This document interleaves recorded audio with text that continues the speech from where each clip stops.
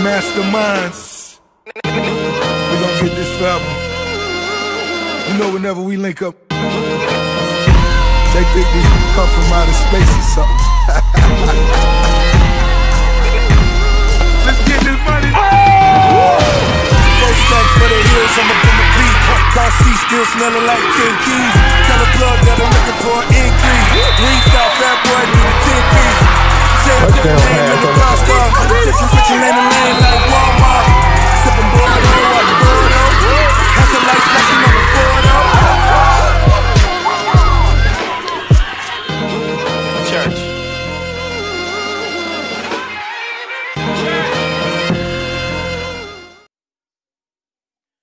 Good evening and welcome to the 2022 football season, Averett style. We're in Danville, Virginia, opening the 2022 campaign with the Averett Cougars hosting the Apprentice School out of Newport News.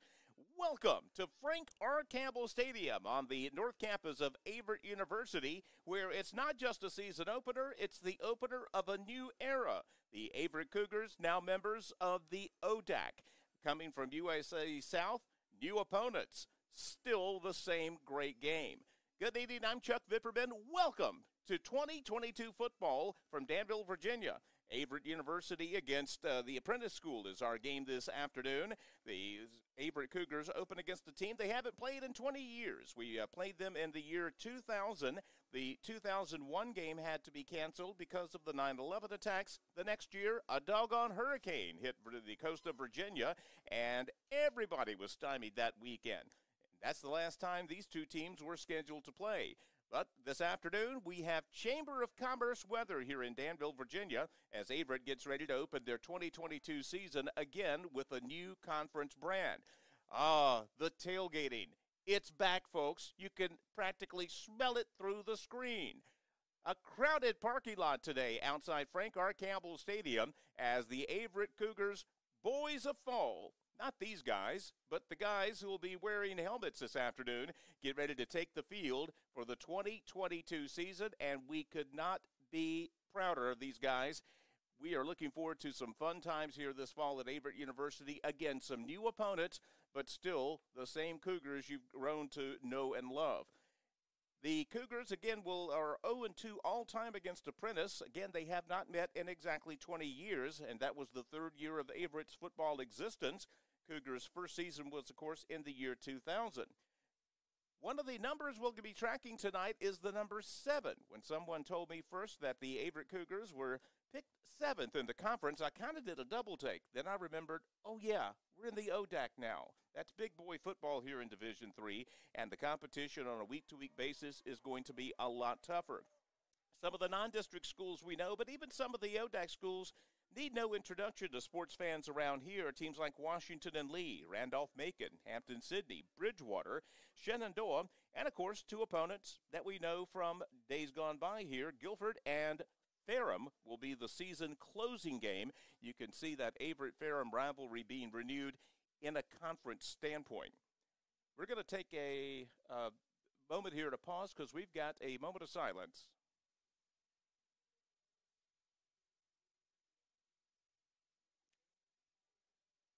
As we get ready for the national anthem here at a moment of silence, we will go ahead and take a commercial break, and we will bring you back to Frank R. Campbell Stadium after this. Averett because it's a small school. The class sizes are pretty good.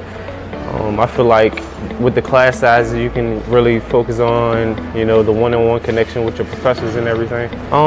Mainly the one Averett, one family, one team environment that we all in with the student athletes. Like I said, the professors, the one-on-ones are amazing, and everybody here want to see you succeed. What makes Averett feel like home? Just the environment, everything's beautiful. Any professor feel like family, students feel like family. I'm like an hour away from here, so it's no different. Averett helping me prepare because their sports medicine program is one of the best in the nation. The professor wants to see you succeed. The professors push you. The professors work with you, and can't get that in any other university.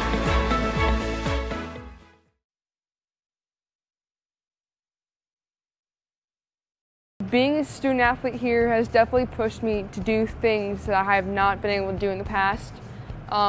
Because of my team, I have opened up more socially, and they have pushed me to be a better athlete and a better student, and I wouldn't be who I am today if it weren't for them.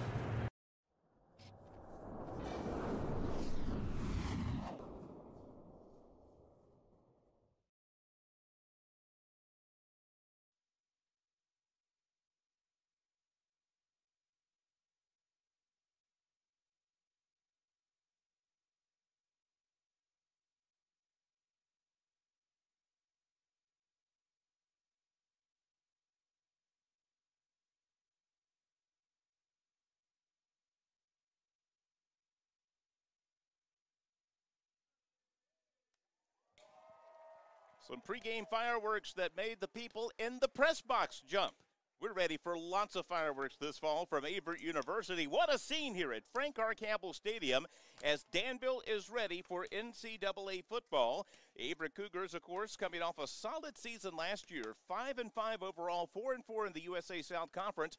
Couple of games, though, they would love to have back. The Cougars were being mentioned in the same breath as a conference championship once upon a time last year. Had a couple of games go against them and ended up playing out the string, but winning their season finale here at home to secure a 5-5 record. Cougars ready to be introduced to a near-capacity crowd here in North Danville, Virginia. 4 Averett captains are coming out for the coin toss in just a second. One name we will be calling an awful lot tonight and an awful lot this season, Bryce Jackson. Last year, what a year. 2,715 yards passing, 22 touchdowns. He completed 208 passes. He set a program record for consecutive 300-yard games, averaged 271 yards per game. Bryce Jackson is a leader on and off the field for these Cougars.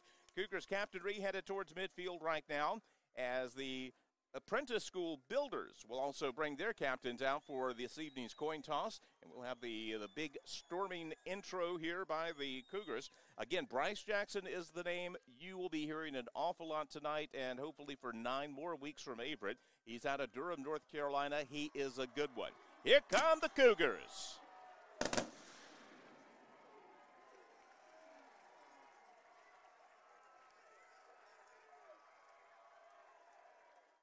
Little college football pageantry here in Danville as the Cougars, dressed out in their familiar home uniforms, will take the home sidelines. The Builders will be wearing white tops and white bottoms tonight in Danville, Virginia. The coin toss is being performed at midfield right now. We mentioned Bryce Jackson. He led the USA South with 22 passing touchdowns last year. We also have a couple of all-state selections last year that are returning to the Cougars this fall. Johnny Alston and Jonathan Terrell are 2 names you are going to hear a lot. Averett won the toss. They have deferred. That means the Builders will be getting the football first. Averett's defense will take the field as we begin our 2022 season. The backfield for the Averett Cougars this year is a case of brotherly love. Last year, Sean Watlington was pushed into service because of an injury to the starter, and he ended up finishing second in the conference in terms of yards rushing per game as a freshman. He is now the starter. His backup is his younger brother, Shy Watlington, who also, both of them are from Danville, Virginia. They played high school ball just across the river at George Washington High School. Now, technically, Shy played his senior year a little further south in Reedsville High School, but they're both products of Danville, and both of them have got a hometown crowd backing them up. The Sean and Shy Show in the backfield. Now, of course, Averett is a team that loves to air it out. We mentioned Bryce Jackson's numbers. We got some darn good receivers coming back up for the Cougars this year to catch all of the pitches from Jackson. And Woodruff from EC Glass High School is going to be one of the big targets. Number 80, Marquise Woodruff, a sophomore, 6'1", 172 pounds. Another name we're going to hear a lot this year, number 17, Nick Andrews. He's the returning starter. And the other receiver spot, we're going to have a whole lot of people lobbying for playing time there. Right now, tonight, Marcus Chapman, a freshman out of Kannapolis, North Carolina, will get the start. He's 6'2", 185 pounds. Also, expect Tavian Goffigan to get some playing time. He got some PT last year. He is a junior out of Virginia Beach. Number 27, Will Cavanis has it teed up, ready to rock and roll for the Cougars. Cougars will be going left to right across your internet dial. We used to say radio dial on that. That's almost passé now. Cavanis, a high, fairly deep kick, is going to be picked up for a middle return about the 8-yard line. Middle return continues, one tackle broken. Out pounds to 25, 26, 27. Hard running on the return by number 24, Willis Walton of the Builders. And that's where they'll take over 1st and 10 to start their 2022 season. Again, Averett coming off a 5-5 campaign last year. It's a whole new era, though, folks. We are in the ODAC. They'll spot him at the 30-yard line. That's where the Builders will begin their 2022 offense. Number 12, Mason Tatum, a junior out of Ashburn, Virginia, is their starter. And already we have an official stoppage of play for some reason. Not sure. Actually, yeah, I thought they tackled on the 28, not the 30. Come on, make them earn the yardage. I'll move it back to the 27. And they'll set their spread offense up, wide out to either side. 2 H-backs out of this, almost a modified shotgun wing T look for the Builders. They'll send one man in motion to make the right side the strong side, hand it off to the tailback. Boy, the Cougars beat him in the backfield. A helmet goes flying off. Number 10, Wyatt Nelson, actually Hujnacki made the tackle there. Look at that, he hit him. The helmet flew off. Fortunately, his head was not still in it. He's going to lose about 1.5 yards. Good stick by the Cougars on 1st down. Lake Hujnacki out of Terrell, North Carolina. 2nd down and 11 as they move it back to about the 26-yard line. Trips right this time. They'll move the running back to the right of the quarterback. Mason back to pass, in trouble. It runs out. He's going to be sacked by 1, 2. Averett Cougars well behind the line of scrimmage. Isaac Mosby, welcome back, big guy. From Chesterfield, Virginia, gets half the sack. You split it up the other half with Jalene Russell, a senior out of Richmond, Virginia. And the Cougars' defense is loaded for bear. They have forced a 3rd down and forever for the Builders. Averett safety Ty Tillman turns to the crowd and says, let's hear some noise. The crowd obliges. They'll put the trips out to the left this time, will the Builders. Mason Tatum, the quarterback, looks left and right, puts a man in motion, gets the snap, quick pass out to the halfback, trying to contain him inside. Good job by that Cougar defense to make sure he did not turn the corner. Number 10, Hujnacki, again with the defensive pressure, and the Averett Cougars have forced a punt on the Builders' first set of downs. Hard to get much better start than that defensively. Sun just dripping down over the western horizon here, creating long shadows here at Daly Field as we are getting ready for the 2022 debut of the Averett offense. Builder punter standing on about his 5-yard line. Averett has 10 at the line, put a little pressure on, but he'll get a low knuckleball kick away that will take a good roll, picked up by the returner, number 33 at the 25-yard line. Good run. He is going to get tripped up by number 20, Justin DePriest, just past the 40-yard line. We have 2 number 33s on the roster, and I'm going to guess that's Nick Hates, the sophomore, who was the return there. You got to love college football. A whole lot of 2 numbers here, but when they're on special teams, you can't tell offense or defense. So here we go, boys and girls. Number 4, Bryce Jackson, the senior quarterback out of Durham, North Carolina. We'll split his wideouts out. Number 87 is getting a start for the Cougars tonight. Spencer Maxwell, he's a freshman. 2 to the left and 1 to the right. Bryce will call the first cadence. They'll lean towards the line. Averett at the 41-yard line. Jackson back to pass. He's got all kinds of time. He'll sling it left-hand side. Caught for a short pickup. Good job by the Builders to recover quickly. That's Clayton Shue, the tight end, on the catch. He was Jackson's secondary receiver clearly on that play. Jackson does a good job checking down. It'll be 2nd down. Andrews will come out of the game. A little more size in at receiver. Number 83, Tavian Goffigan, will come in. About a 5-yard pickup on 1st down. We'll go to a doubles formation. That means 2 wideouts to either side. Watlington is to the right of Bryce Jackson. Man in motion, 2nd down snap. Watlington gets it up the gut. Good yardage. 1st down for Sean Watlington, the sophomore out of Danville, Virginia. will move it ahead about 6-7 yards, and for the first time tonight, the Cougars move the chains. Just underway here in Danville, Virginia. This is the Averett Cougars' first drive of the night. Watlington's run gets it to the 28-yard line. Still out of the doubles formation from the left hash mark. Jackson a hard count, looks over the defense. New assignments are called out. Jackson, straight drop back.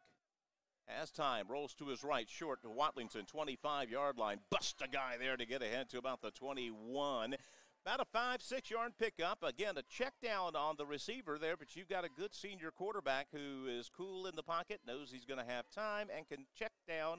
2 of 2 passing early tonight for Bryce Jackson, and it'll be second down about 3. Again, Jackson set a school record last year with 5 consecutive 300-yard games. We'll bring in a tight end with a single wide out to the right, 2 to the left. Watlington gets the carry, looking for room. Stutter steps out past the 20-yard line, just shy of the first down, I do believe. They'll tackle him at the 19. And I don't know if the ball got put on the ground or what here, but now we had a player for one of the Builders had their helmets knocked off, so they'll have to come out for this play. The officials have not yet moved the chain. Looks like we're going to have a third down and a long yard to go here. Line of scrimmage is about the 19. Got to get it to just shy of the 18. So good old-fashioned third down and a yard. Short yardage football situation. We'll bring in an extra tight end. Actually, a slot guy is 2 to the right this time. Jackson, snap, Watlington the carry, looking for room. He fumbles the football, picks it up, and he'll lose yardage. He was trying to go inside, nothing there, tried to get to the right side on the outside, dropped the football, then picked it up, but he was tackled for a loss. So after getting the first down, the Cougars will be forced to try a field goal here on a 4th down and 4. We'd have just had 0 gain on that. You might be tempted to go for it. But you got a good field goal kicker. Will Cavadas returns for the Cougars this fall. This will be about a 39-yard attempt from just inside the right hash mark.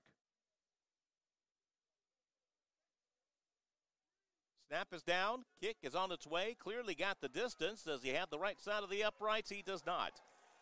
Pushed it a little bit to the right, so the Cougars, after getting good field position following a defensive 3 and out, get a first down, but they cannot pierce the scoreboard. Cougars will turn the ball over on a missed field goal, and the Builders will take over 1st and 10. Still no score here in Danville. Early on in this football game, Averett against the Apprentice School Builders. Averett's defense was lights out on the first series of downs. See if they can keep the defensive momentum up. New running back for Justin DePriest is now in the backfield for the Builders. They'll put a man in motion. Tatum gets the handoff. He'll hand it off to the new tailback. Good job by the Cougars to trip him up. We had 1, 2, 3 guys in the backfield. Can you split a tackle in thirds? I think that's what we're going to have to do there, as the Cougars will hold him to about a 1-yard pickup. Not much happening early on to this afternoon for the Builders on offense. They'll set it up, second down about 9, as the shadows get a lot longer here.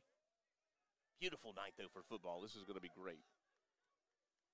They'll tighten the set up this time. They've got about 4 receivers, but they're stacked right near the line of scrimmage, a very tight formation. They'll put one in motion to make the right side strong. Full motion, Tatum back to pass. Time runs out. He's going to be planted like a seed. The second sack of the night for Jalen Russell out of Richmond, Virginia. Not the biggest guy in the world on the line, 5'8", 197 pounds, but he worked his way around his defensive lineman that time and just smacked the quarterback right in the chin. It's going to be a big loss. Third down, about 17 now for the Builders. Jalen Russell making his presence known tonight, 1.5 sacks already. Builders will keep that same tight formation. There are 4 receivers out of this, but none of them are split wide. They're all right up on the line of scrimmage. Now they'll make the left side strong as they put a man in motion. Tatum back to pass, little pressure, trying to short screen. It's completed, ain't going nowhere. Number 41 on the tackle for the Cougars out of his linebacking spot. That is Jonathan Terrell. And the pass is complete, but they'll actually lose yardage, and the Builders are going to have to punt once again, and they are looking for answers on offense. Negative yardage so far tonight for the Builders as the Cougars have forced a punt. This time the Builders punter will be standing about a yard deep in his own end zone. Number 33 for the Cougars, Nick Heitz, is ready to return. He is standing just shy of midfield. There's a snap. No real pressure. Another low kick. If it bounces right, it's returnable. Heitz picks it up after a bobble. Gets it to the 40-yard line ahead. 35-30. Gets tackled just beyond the 30. Once again, Heitz sets the Cougars up in ideal field position. Now the Cougars offense has to finish the job. They started their first drive on the Builder 41. They'll start this one from about the Builder 27. 28 will be the official line of scrimmage. Cougars offense, which had to settle for a field goal attempt, which was wide right on their first series of downs, will try it again from the Builder 28-yard line. Two wide outs to the left, one split out to the right. Fake it to Watlington. He picks up a blitz nicely. This pass is complete to Andrews, 10-yard line. That was beautiful. Perfect pass from Bryce Jackson, and we're going to get a gift because the Builders defender just shoved Andrews after the tackle. We'll take the extra yardage. It'll be first and goal Averett now from inside the 5-yard line. Builders showing a little frustration there. Hats off to Sean Watlington to pick up that blitzer. He gave him a Walter Payton block right there in the thighs, neutralized him, giving Bryce Jackson plenty of time to find Andrews over the middle on a post pattern, and it'll be first and goal Averett after the penalty is assessed from the Builder 4-yard line. Andrews and number 82 Chapman are split out wide to the left. Number 83 Goffigan is all by himself to the right. There is a tight end out of this set, and he's from Danville. 32 Malik Henderson. They'll put Watlington in motion in the backfield. That's not Jackson that's going to keep it himself. That's the backup, Ryan Curl, who will get ahead to about the 2-yard line. Running a little razzle-dazzle there near the goal line. Took Jackson out, put Ryan Curl in. Curl's a fifth-year senior out of New Kent. And they'll bring Jackson back into the game now. A little bit of a power formation as Nick Andrews, all 150 pounds of him will leave as we try to get to some beef here. It'll be second down and goal from about the 2-yard line. No score here in Danville. Cougars trying to change that right now. Take a long time to get the play in here. Jackson sets him down, puts one man in motion. We got movement of some sort. Somebody moved or budged, and yeah, they're going to get the Cougars with a false start penalty, and now your philosophy might change in terms of personnel. Instead of at the 2, they're going to back them up to about the 7. Cougars still looking for their first score of the afternoon. We'll see if Coach Henry swaps out personnel a little bit. Number 29 coming out of the game. That's Shai Watlington, the little brother of Sean Watlington, the starting running back. Yeah, we're going to be talking about that a lot. That is just so cool. And Sean did not play running back in high school. He was a wide receiver at GW. Shai did not play running back until his senior year when he transferred to Reedsville, and now they're both playing for a college football team at running back. Second and goal from the 7. Jackson with the snap. Straight drop back, going for Watlington. Left side, touchdown! That was an absolute perfectly thrown pass. He found Sean Watlington out of the flat. Nobody picked him up. End zone, touchdown. The Cougars are on the board.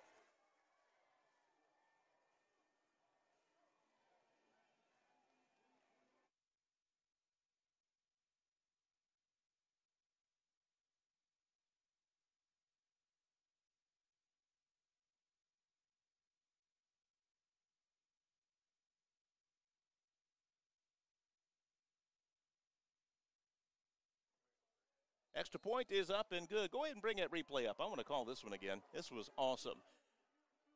Sets him down. Again, 7, Watlington out of the backfield.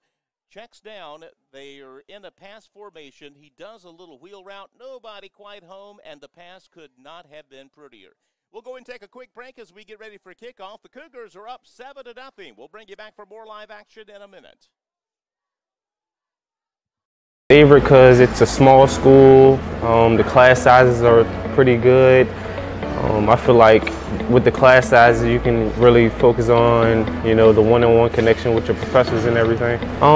Mainly the one Averett, one family, one team environment that we all in with the student athletes. Like I said, the professors, the one-on-ones are amazing, and everybody here want to see you succeed. What makes Averett feel like home? Just the environment, everything's beautiful. Any professor feel like family, students feel like family. I'm like an hour away from here, so it's no different. Averett helping me. The professors push you, the professors work with you, and can't get that in any other university.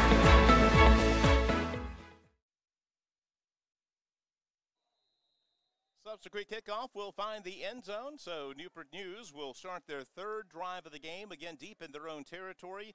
They have yet to move the chains. The Cougars that time took advantage of a good kick return, a punt return, had it on the 26-yard line. 3 plays later, they find the end zone. Bryce Jackson to Sean Watlington out of the backfield, and it is a 7-0 lead, Cougars over the Builders. The Builders offense, which is looking for just something they can hang their hat on, will have it 1st and 10, their own 25. Cougars with a 4-man front. Not a huge front, but a very athletic front the Cougars have. Inside handoff, tailback gets a pretty solid pickup right up the gut. Just trying to get something going offensively, and they will. That's a solid 6-yard pickup on 1st down. Easily the Builders' best play of the night to this point.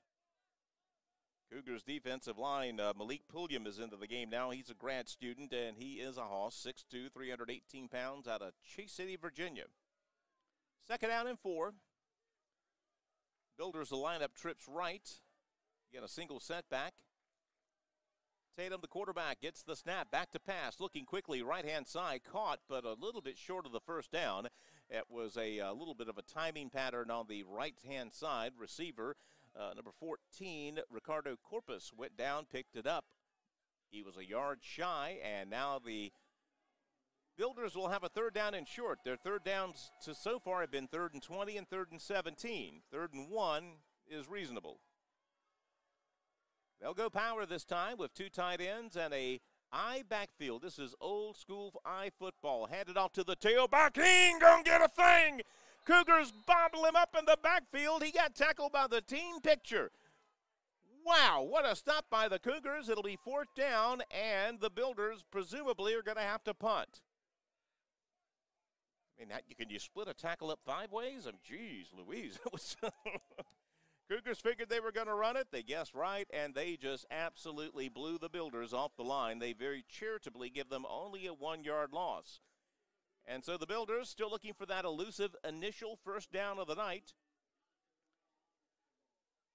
As number 33, Nick Heights, will go back to receive yet another punt, the 3rd of the night. Good snap.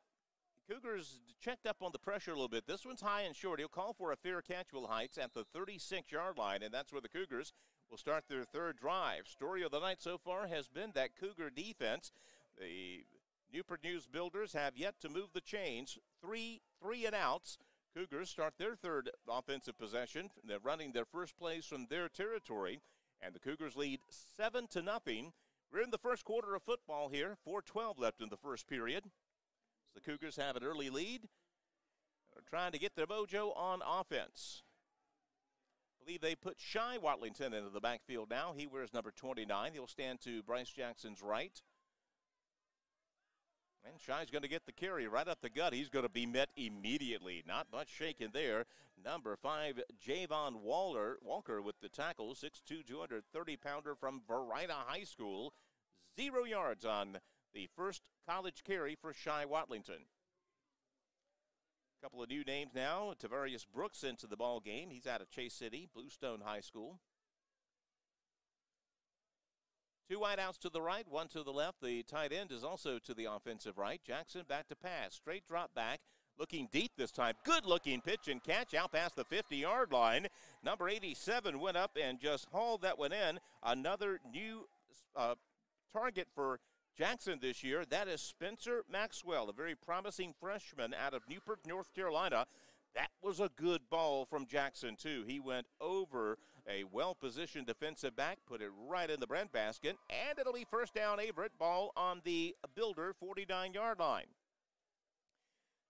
They'll flip the formation to the left side this time, with the left side the strong side. Shy still in the backfield. He's going to get the handoff, and he ain't going to get a thing. Boy, they are all over that. If it was a read option, that was the wrong read. Shy's going to be tackled right at the line of scrimmage. 2 carries, 0 yards for the freshman tailback.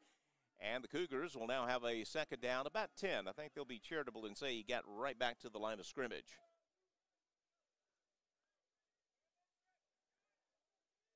Early on tonight, Lake Hodgenacki and Jalen Russell, each with 3 tackles for the Cougars on defense. Their defense has just been shut down so far.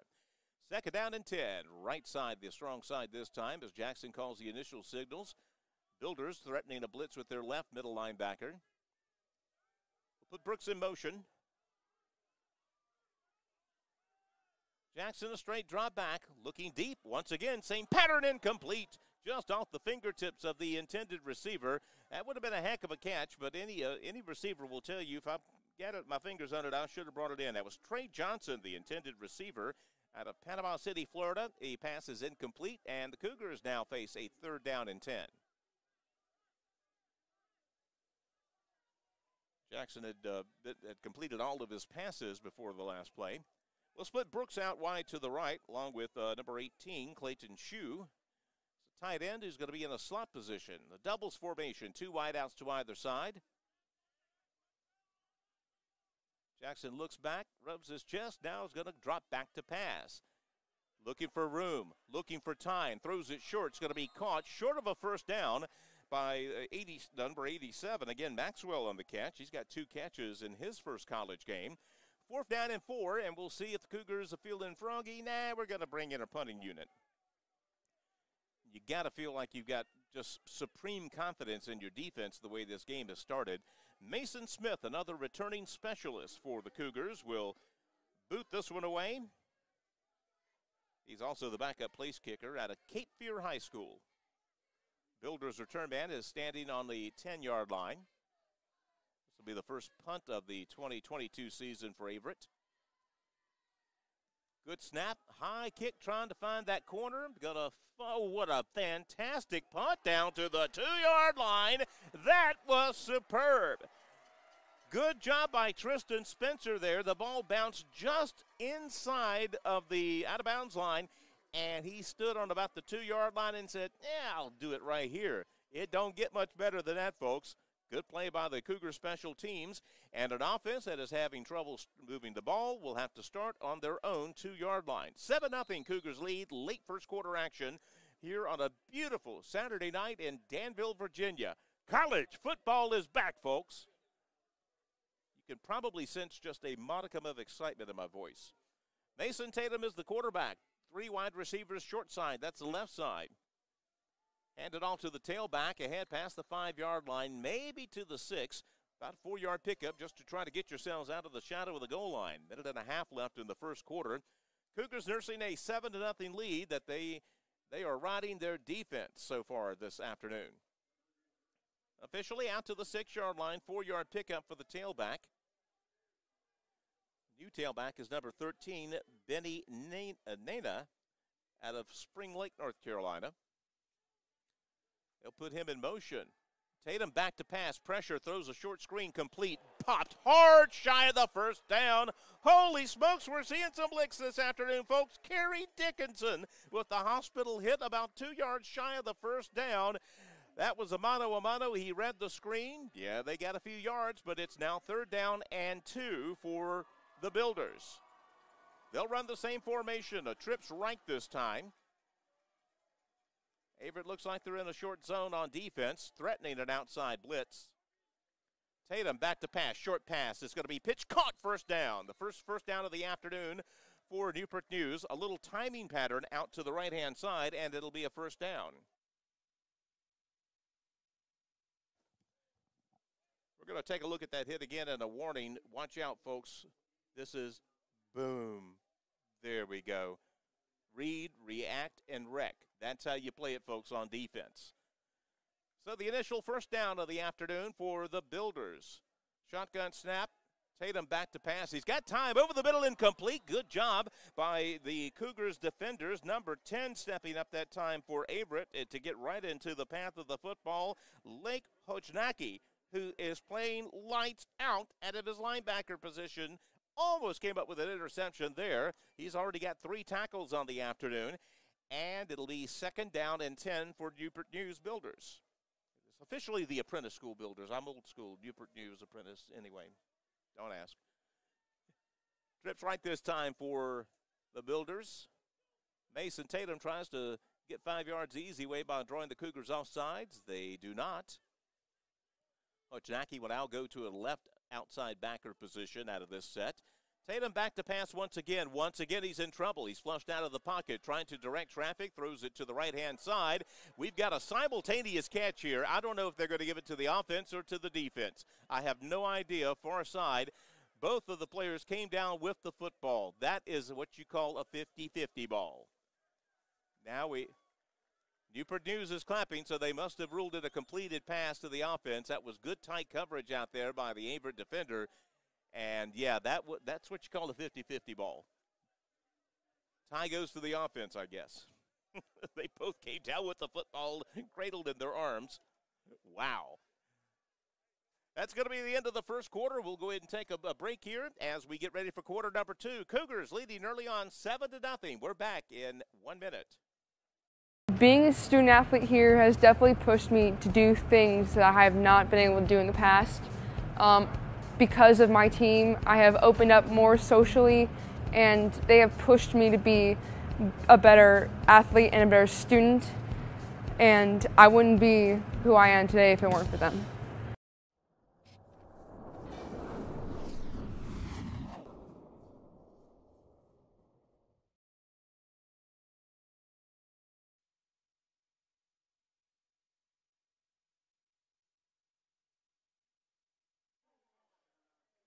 First quarter complete. The Cougars offense managed 4 first downs in the first quarter, 64 yards passing for quarterback Bryce Jackson on 6 of 7 passing.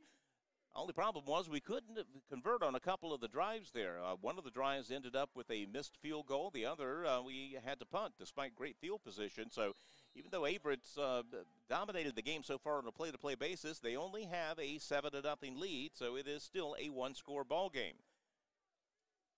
Tatum comes back out for the Builders on a 1st down and 10. This is their spread formation as they'll put a slot man in motion, making the right side strong. Switch the back up in the backfield. That's Maurice Coffey. Hand it off to Coffey, and he's going to get cleaned about the 27-yard line or so. Not an awful lot on 1st down. They might give him a yard or a yard and a half. But the Cougars' defensive line held stout that time. It'll be 2nd down and 9. The Builders in the first half only had 19 positive yards.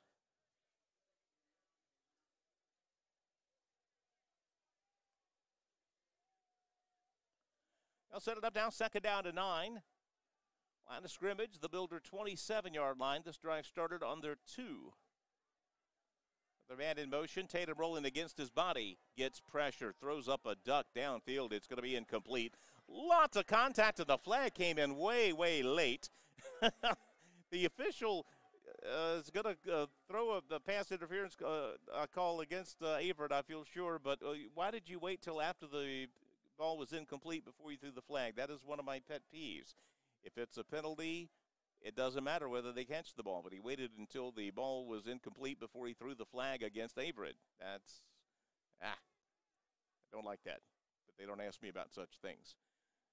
So the 3rd first down of the afternoon will on this drive, and it will come by a penalty route. The way the Builders have been moving the ball, they will take it. They're still on their side of the field, but now they're at their own 43. 1st down and 10. Trips right for the Builders. Mason Tatum, their quarterback, sets them down. Shotgun snap. He's back to pass. Looking deep over the middle, overthrows his receiver. There was some contact, but the ball was well over his head. That one had 0 chance of being completed. Only the 2nd incompletion for Mason Tatum, he looks to have a pretty good arm when he's not being harassed. That time his offensive line gave him a couple of beats to let a receiver try to get open, but he overshot him, and it'll be 2nd down and 10 for the Builders. Averett clinging to a 1-touchdown lead. And so far they've been able to keep the Builders on their side of the field. We're early in second quarter action here in Danville, Virginia. Tatum back to pass again. Trying that screen, short side, but complete to Coffee. He's going to get short yardage out past the 45, 46-yard line. Cougars did a pretty good job of reading the screen that time and knocked Coffee down about 3 yards into the play, setting up a 3rd down and 7. Big possession down for the Builders. And for the Cougars, who got to feel like, boy, they should be leading by more than 7-0 at this point. Big chance to get the football back. Good-sized crowd here in Danville stands on their feet. One wide out to the right, trips to the left for the Builders. Tatum looks over the line. Shotgun snap, straight drop back. Got time, over the middle, pass is tipped incomplete. He threw into a whole lot of traffic there. Don't know if the short guy or the deep guy was his intended receiver. The connection was not made. Cougars get their hands in there. They'll break it up, and presumably punting time for the Builders. Builders finally get a little bit of momentum on offense, but when you start a drive from your 2-yard line, it's tough. They had a very good drive there, picked up 42 yards, and still are going to be punting from their own territory. The 33, Nick Heights, has had a solid night returning kicks or punts so far. Builders punter standing on about his own 31-yard line. Cougars again, 10 at the line of scrimmage. Threatening an all-out rush. Not quite an all-out rush, but they do get some pressure. Punt is away, and it's a darn good one. Heights will watch this one bounce towards the end zone, and it will eventually get into the end zone. Good job by Heights not to want to catch the ball, but just in case it bounced and stayed in, not out of the, stayed on in play, he was going to pick it up and try to get a few yards out of it. But he did a good job of basically following the punt without getting your hand in there. So they'll move it out to the 20-yard line. The officials are setting the ball ready for play. Good job by the punter there. The Cougars got a whole lot of pressure on that punt, but the punter for Jeremiah Morgan for the Builders got that one away, and he got a dandy away. Sean Watlington back into the ball game at tailback for the Cougars. Start off with 2 left receivers to the left, 1 to the right. Bryce Jackson, senior quarterback, looks over the defense, sets them down. Hands it off to Watlington, looking for room. He gets into the secondary, out to the 30-yard line. First down run for Sean Watlington, a beautiful stop-and-go move in the backfield, and the Cougars will move the chains. It's not enough to say Watlington's in the backfield because we got Sean Watlington and his little brother Shy Watlington, who will spell him from time to time. Sean is the older of the two, a sophomore. So the Cougars move it exactly 10 yards, get it out to the 30 for a first down. We'll switch the formation, 2 receivers to the right. Builders threatening a blitz. Looks like Jackson might be changing the play here. Quick set in the pass, throws it. It's going to be dropped, incomplete. Oh, he had it right into the hands of the receiver, number 82, Marcus Chapman. Don't know if the Builders defender might have gotten a hand in there, but the ball squirted up just a little bit. Chapman almost able to catch it on the rebound. Couldn't bring it in. It'll be 2nd down and 10, Averett.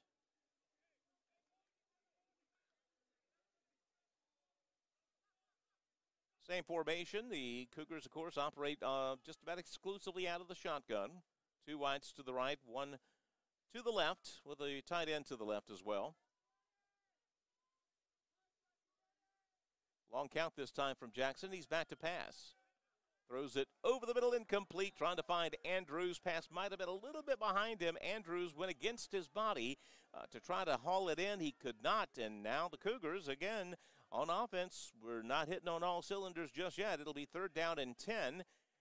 As impressive as the defense has been, the Cougars' offense has only been able to punch it into the end zone once, despite fantastic field position, this drive being the exception.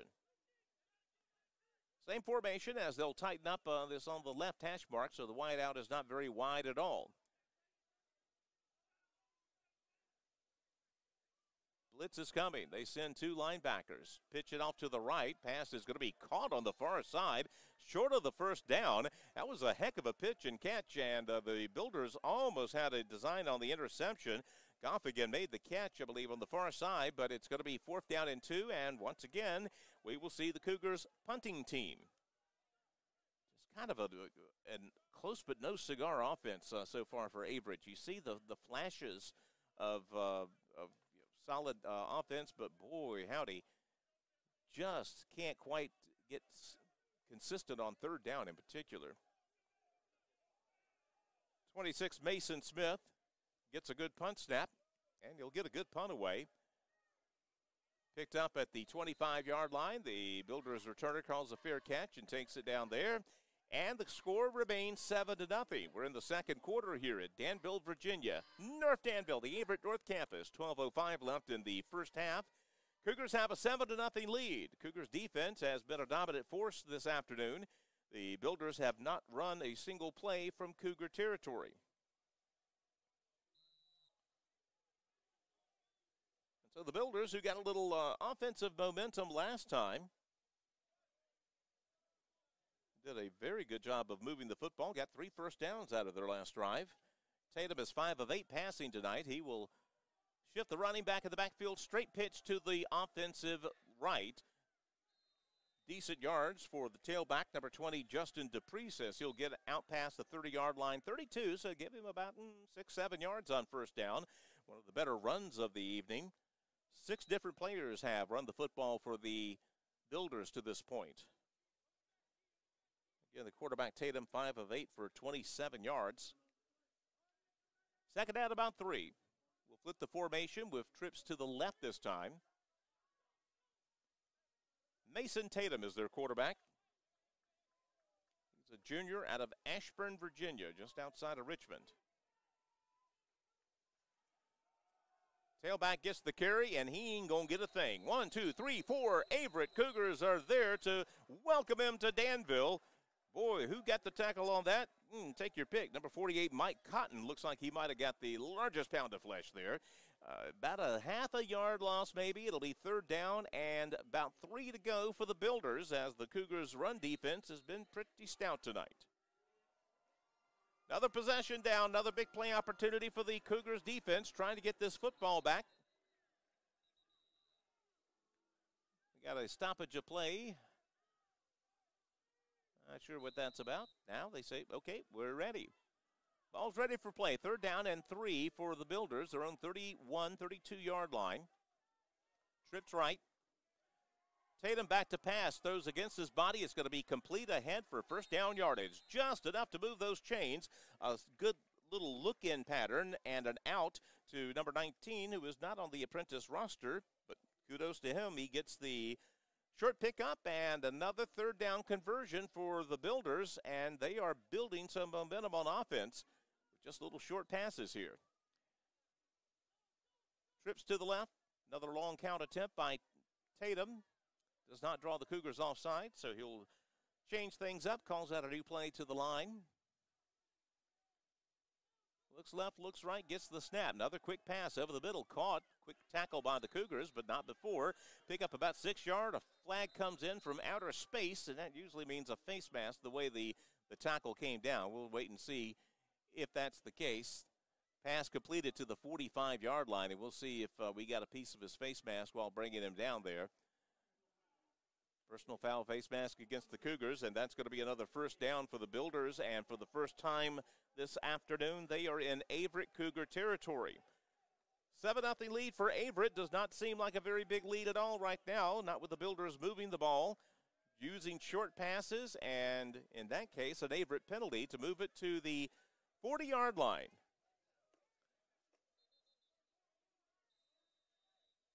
Stoppage of play. Looks like we have some equipment issue or something here.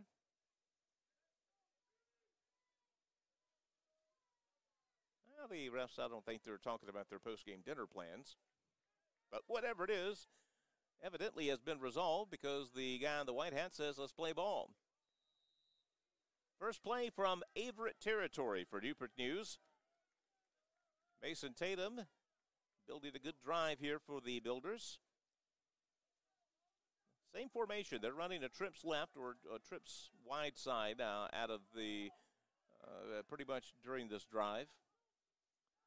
The quick pass going to the left-hand side. It's caught. Quick tackle by the Cougars, but the Builders are getting some nice timing patterns on offense and completing some short passes. Number 8, Leland Gertie, the junior out of Ashburn, on the catch there, but he's going to get 7 yards. And Newport News getting 5, 6, 7 yards on first down. Boy, second down and 3 is a whole lot better than the second and long they were getting earlier.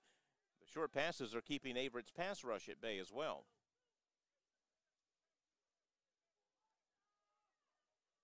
Tatum looks back to the sidelines on a second down and 3 call. Long count this time as he sets the offense down. Tailback will get the carry here and will rumble forward for near first down yardage. Just a little short. His knee went down to about the 31-yard line.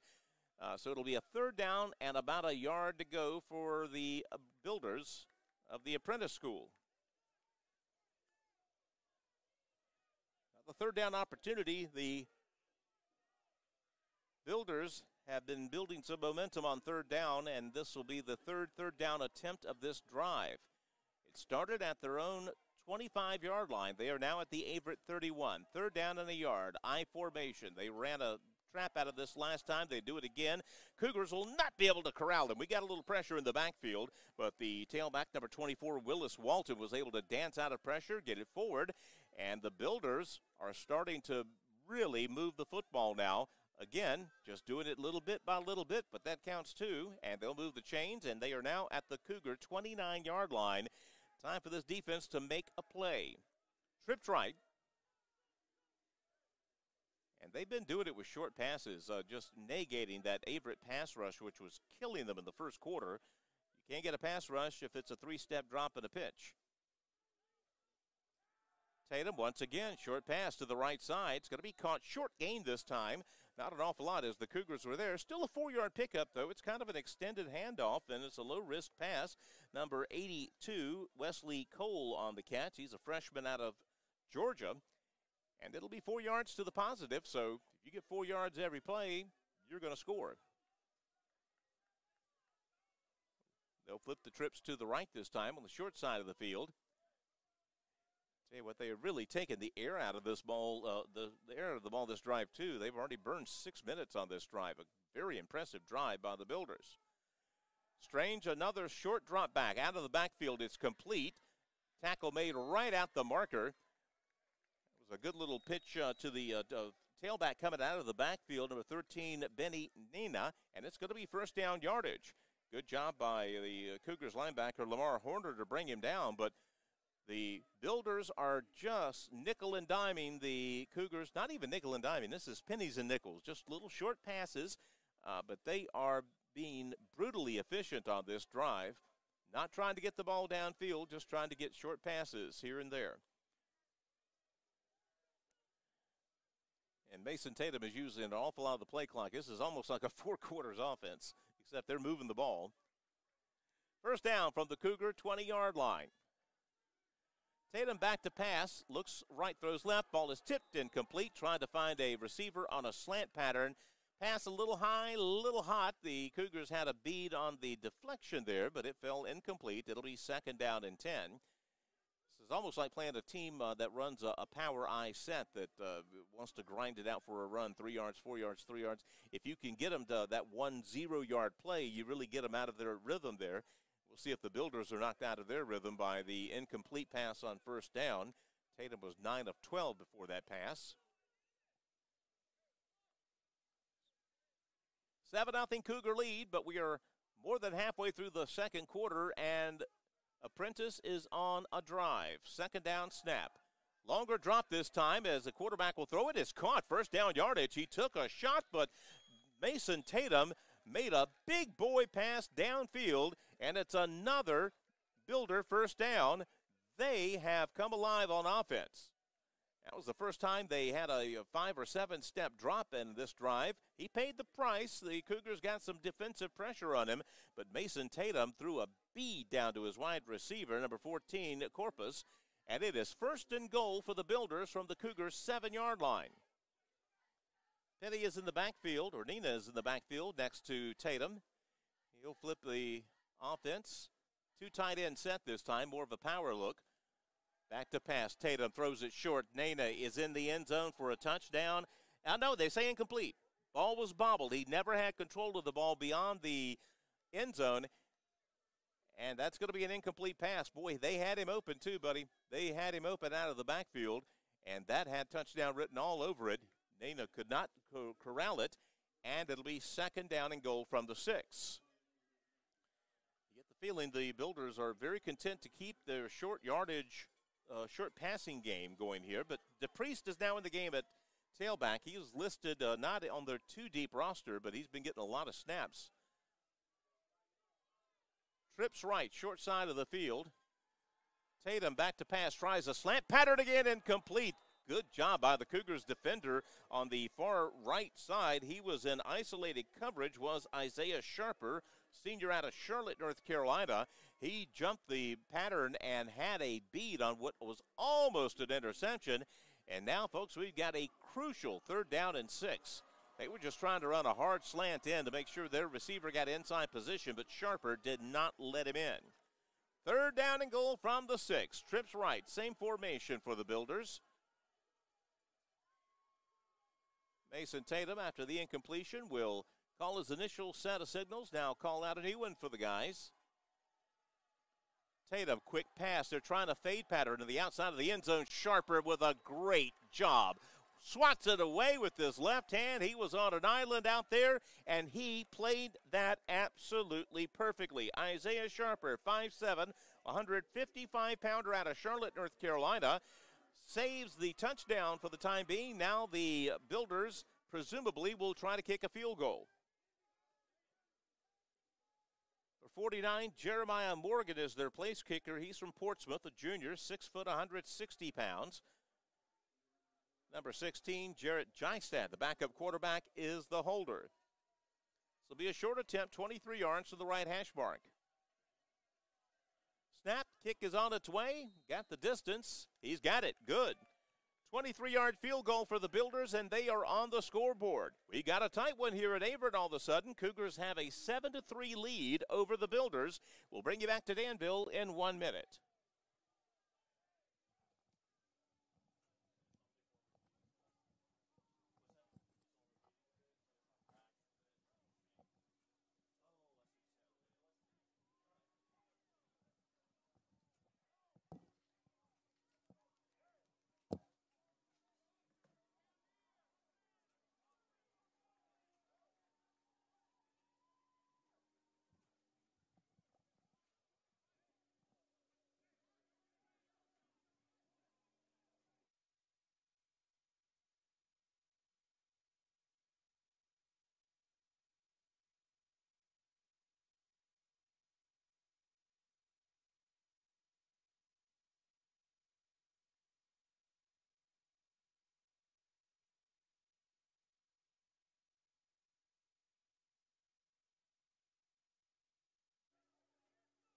The Apprentice School Builders get a 23-yard field goal from Jeremiah Morgan, and they have erased the goose egg. They still trail our Averett Cougars 7-3.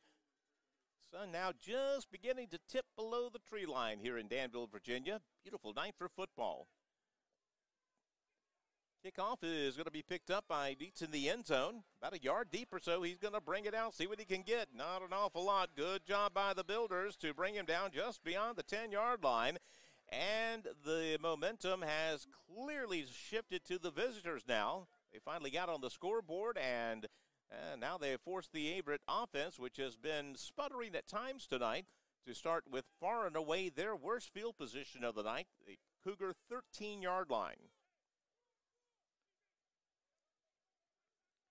Bryce Jackson will take the snap. He's 7 of 10 passing tonight for 72 yards, 1 touchdown. That went to Sean Watlington in the first quarter. Watlington is in the backfield to Jackson's left.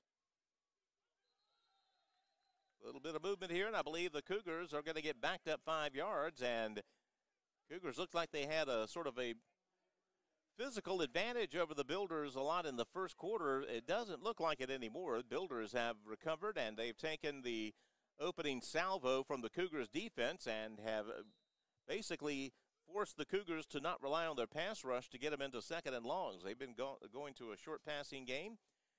Moved it down for a field goal now. Cougars now first and 15. 2 wideouts to the left, 1 to the right for Bryce Jackson. Again, 7 of 10 passing so far tonight.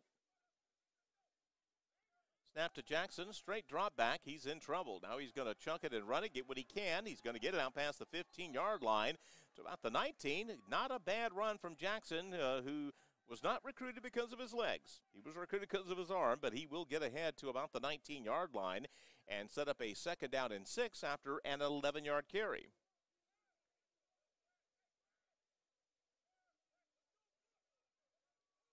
Good call by Jackson on that to keep it and get what he can get. It'll be 2nd down, about 4. Same formation for the Cougars as they'll split 2 to the right. Their own 19-yard line. Watlington gets the handoff, looking for room. There is none. Good job by the Builders defensive line to trip Watlington up at the line of scrimmage. And Cougars, once again, are facing a crucial 3rd down if they want to keep this football.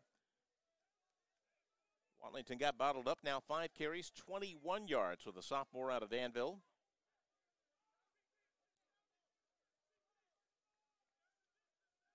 Line of scrimmage, the Cougars' 19-yard line. With the momentum on offense that the Builders have, you got to figure the Cougars, this is almost a must-convert situation here to try to keep this football and to try to grab back the momentum. 3rd down, about 4. Put 2 to the left offensive. All the plays now sees the defense back off just a bit. Back to pass, short pass, caught. 1st down, yardage, more. Good run after the catch for the Cougars. Wide out, number 83 on the pass catch. That's Tavian Goffigan. Solid job there as he did a great job of moving upfield after the catch. And Cougars have a little momentum now. They're still just on their side of the field at their own 49. That was a big 3rd down conversion, and hopefully this field starts to slant downhill for the Cougars. At their own 49-yard line, Sean Watlington still the tailback. He's going to get the carry. Got a little bit of room. It runs out in the linebacking core. He will roll forward, will Sean. Get that 215 pounds upfield and get about a 5-yard carry. Solid pickup on 1st down.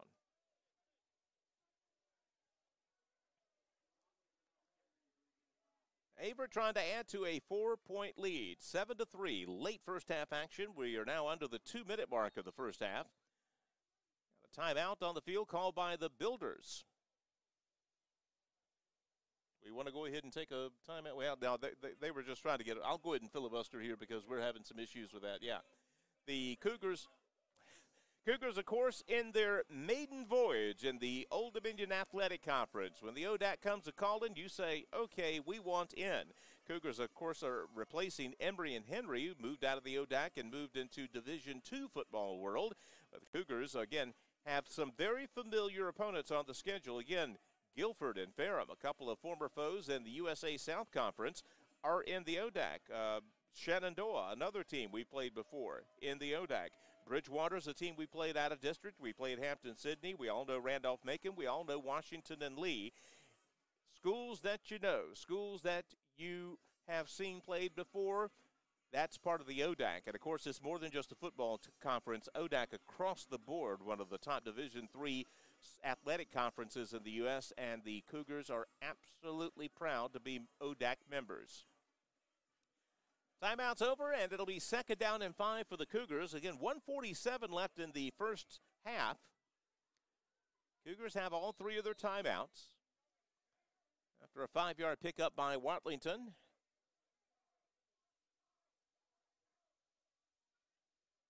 Jackson now calls out a new set of signals as the Builders threaten a blitz, then back off.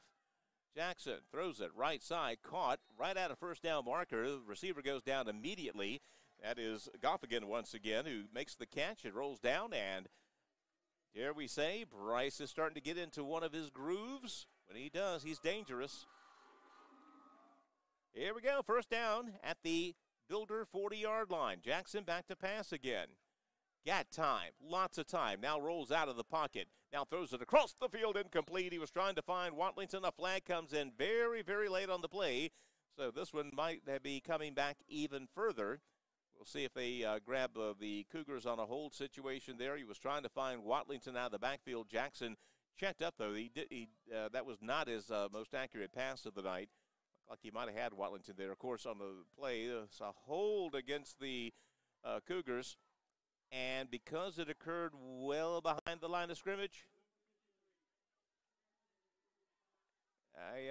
we're going to have a first down, and we got to get on the other side of the river just about to get a first down here. They will back it up to the 50-yard line. So first down, about 20 to go for the Cougars. 1:31 left in the first half. Cougars are up 7-3 over the Apprentice School Builders.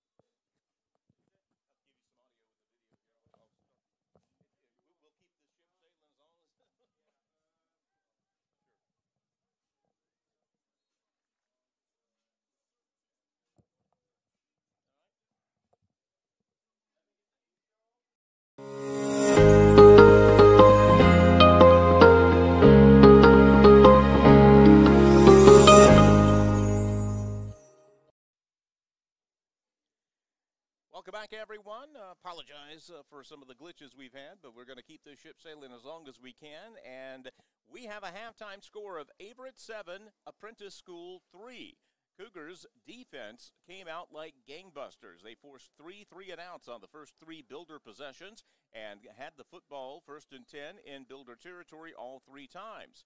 Unfortunately for the Cougars, their first drive ended with a missed field goal. Got a touchdown on their second drive. A short pass from Bryce Jackson to Sean Watlington to put them up 7-0. The third possession that they got in great field position, they went 3-and-out and had to punt. Since then, the Builders have been building up their offense on short passes. Cougars had 3 first-half sacks and really dominated the line of scrimmage for the most part.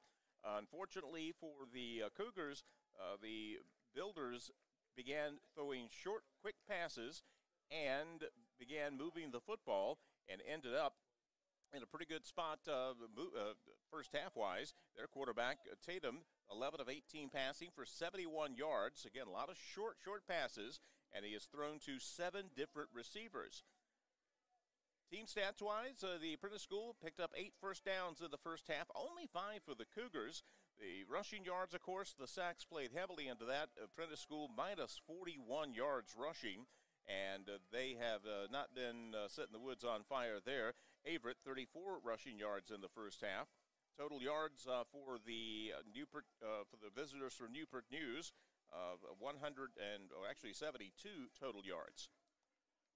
And the Cougars will get the football to start the second half here. The sun has just begun to settle past the tree line here, and the lights are beginning to take effect. What was a beautiful afternoon for football has become a beautiful night for football. Cougars will send 2 deep receivers on the kick return. Number 33, Nick Heitz, who's been making hay tonight on punt returns.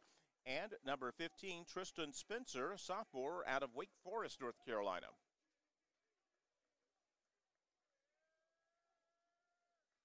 Cougars again had the football at the late in the first half, could not convert, then gave the Newport News Apprentice Shipbuilders about 90 seconds to do something with it. They moved the ball past midfield, but the first half ran out on them. So the Cougars trying to add to a 7-3 lead and trying to establish some rhythm on offense. We'll get the ball 1st and 10 after the kickoff here. Bryce Jackson in the first half of 11 of 15 passing, 107 yards, 1 touchdown. But again, a lot of third down failures in the first half for the Cougars. Good kickoff, and Heitz is going to pick this one up, and he's going to take a knee in his end zone, so the Cougars will have it at their own 25-yard line, trying to build on some momentum here in the second half. Leading rusher in the first half, Sean Watlington, 6 carries, 22 yards, as the Averett rushing game was pretty well held in check. A couple of fumbles, none of them lost in the first half for Averett. Nick Andrews, leading receiver in the first half, 3 catches for 42 yards. Tyler Goffigan got 2 catches, 22 yards. Maxwell, the freshman, 2 catches, 21 yards. So the Cougars have the ball and a 4-point lead as we start the second half. They'll start with 2 wideouts to either side. They put one man in motion. Fake it to Watlington. Pass, throws deep. Andrews corrals it. Good job. Caught it with both hands right out in front of his chest and gets the first down. Ran a little deep out pattern that time, and the zone defense of the Builders couldn't pick it up. He'll move it out to the 36-yard line. About 11 yards on first down, and the Cougars move the chains early. Flip the formation around and put 2 wideouts to the left. Sean Watlington is the tailback. He and his little brother, Shy Watlington, have handled the halfback duties for Averett tonight. Sean gets this carry. Not a lot of room. He bounces outside, tries to find some room, slips by one defender. He's going to get about 4, maybe 5 yards on a play that looked like it was going nowhere. Good adjustment by Watlington. And we've got an injury timeout. Actually, one of the players, Watlington, got his helmet knocked off, so he'll have to come out for one play. He's going to be spelled by number 31, Draylon Martin, a freshman out of Commerce, Georgia. So Sean got 5 yards on the carry. Second down and 4 now. Cougars at their own 41. Dual wide receivers to the right this time for Bryce Jackson. The senior quarterback gets the snap. We'll hand it off to new tailback coming into the game. Solid pickup right at first down yardage for the freshman. The first college carry for Draylon Martin, 5'8", 180-pounder. They're going to keep Martin out for this play as Watlington could have come back in, but they're going to give a new look. Solid pickup of 5 yards, and the Cougars get their second first down of this drive. Just underway second half, Cougars nursing a 7-3 lead over the Builders. Same formation with 2 wideouts to the right. Martin with a nice yellow shoes will get the handoff again, tries to cut it to the left side off tackle, breaks out of a tackle there. Ahead to about the 50-yard line, solid 4-yard pickup. Looks like the ball was, they stopped okay, now the ball is ready for play. Not sure why they stopped it immediately there, but he'll pick up about 5 yards or so. Not a bad first down carry for Martin, the freshman tailback, getting his first college action. 2 wides to the right, 2 to the left. Bryce Jackson barks the signals. Looks over the defense. It's a 3-man, an odd man front for the Builders. Jackson back to pass. Time begins to run out. He throws it short, complete, shy of the first down, as the Cougars will set up a 3rd down and short. Catch play by number 18, tight end Clayton Shue, and it's going to be 3rd down and 2. Possession down now for the Cougars. They'll keep Martin in the backfield. They go no huddle quickly to the line. Martin gets the carry, gets momentum, and gets a first down. Another 3rd down conversion for the Cougars, and they are putting together an impressive drive to start the second half. Watlington will now come back in for Martin, who claps his hands, slaps his helmet. Welcome to college football, son. Freshman getting his first carries, and he gets a key first down on a 3rd down play for the Cougars. Cougars land a tight end to the formation, split 2 wide out to the left with a slot player to the right and a tight end. Bryce Jackson, the senior out of Durham, puts a man in motion. Jackson takes the handoff, passes it, complete, left-hand side, caught. First down, close to it, just maybe a bit shy. That was a strong pitch to Taylor Goffigan on the outside.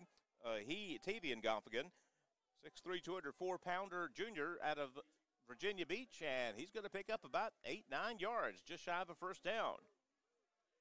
Averett coming out solid their first possession here of the second half. Got themselves a 2nd and short from the Builder 33-yard line. Averett up by 4 points.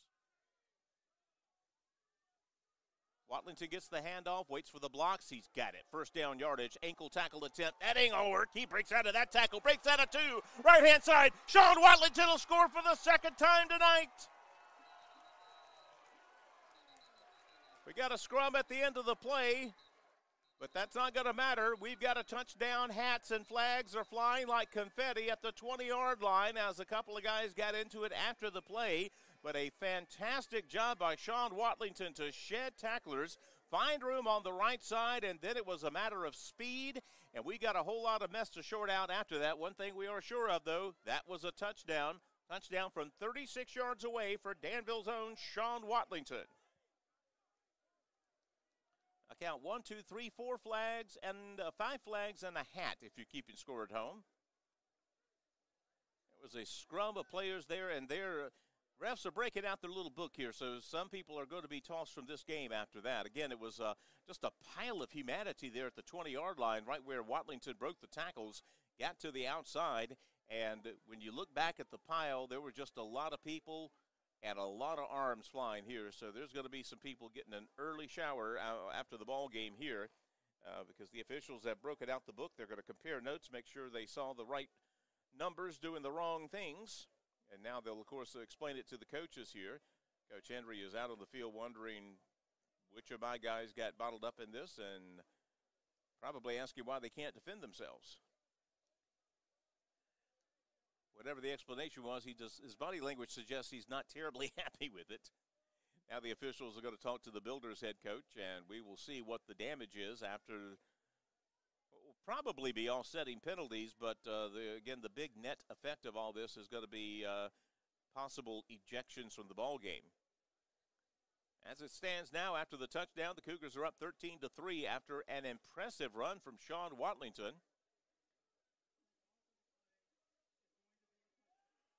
Touchdown is confirmed. And the fireworks further confirm it. unsportsmanlike conduct.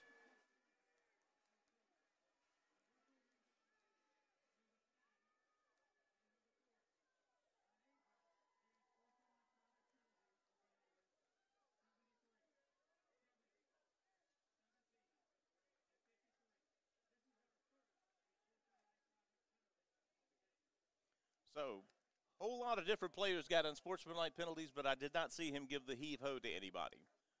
Of course, that's your first unsportsmanlike conduct penalty. You don't get a second one without being thrown out. So, a whole lot of that to say. The Averett Cougars scored a touchdown on an impressive run by Sean Watlington. Will Cavanis will come on for the extra point. He nailed his first one in the first half. He missed a field goal back in the Cougars' third drive of the football game, way back in the first quarter. So now that the flags have been sorted out, the officials have their hankies back in their pockets, and the one who threw his hat has his hat back on the head. We can go with an extra point attempt.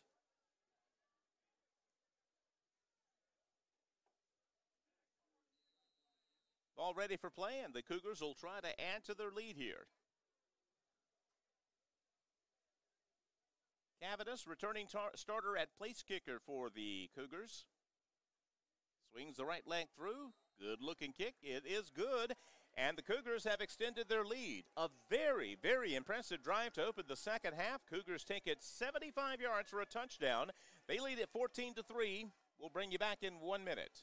Being a student athlete here has definitely pushed me to do things that I have not been able to do in the past.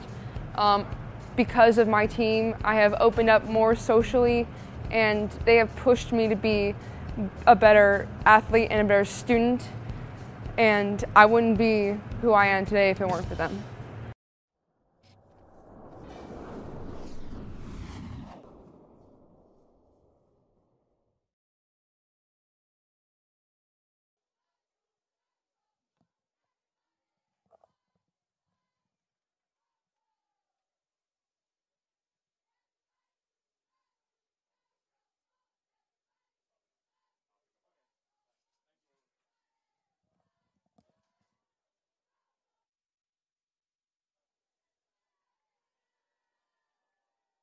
Cougars get ready to line up, and we'll show you the touchdown again after the kickoff here, as Cavanis has it lined up on his own 35-yard line.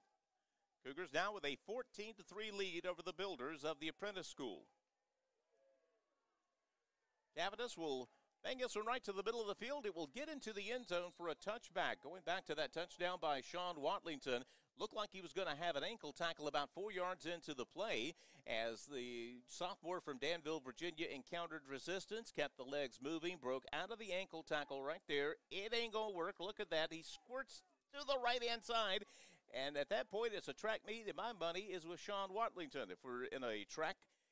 And it's a touchdown for the Cougars, second of the night for Watlington, and it is a 14-3 Cougar lead.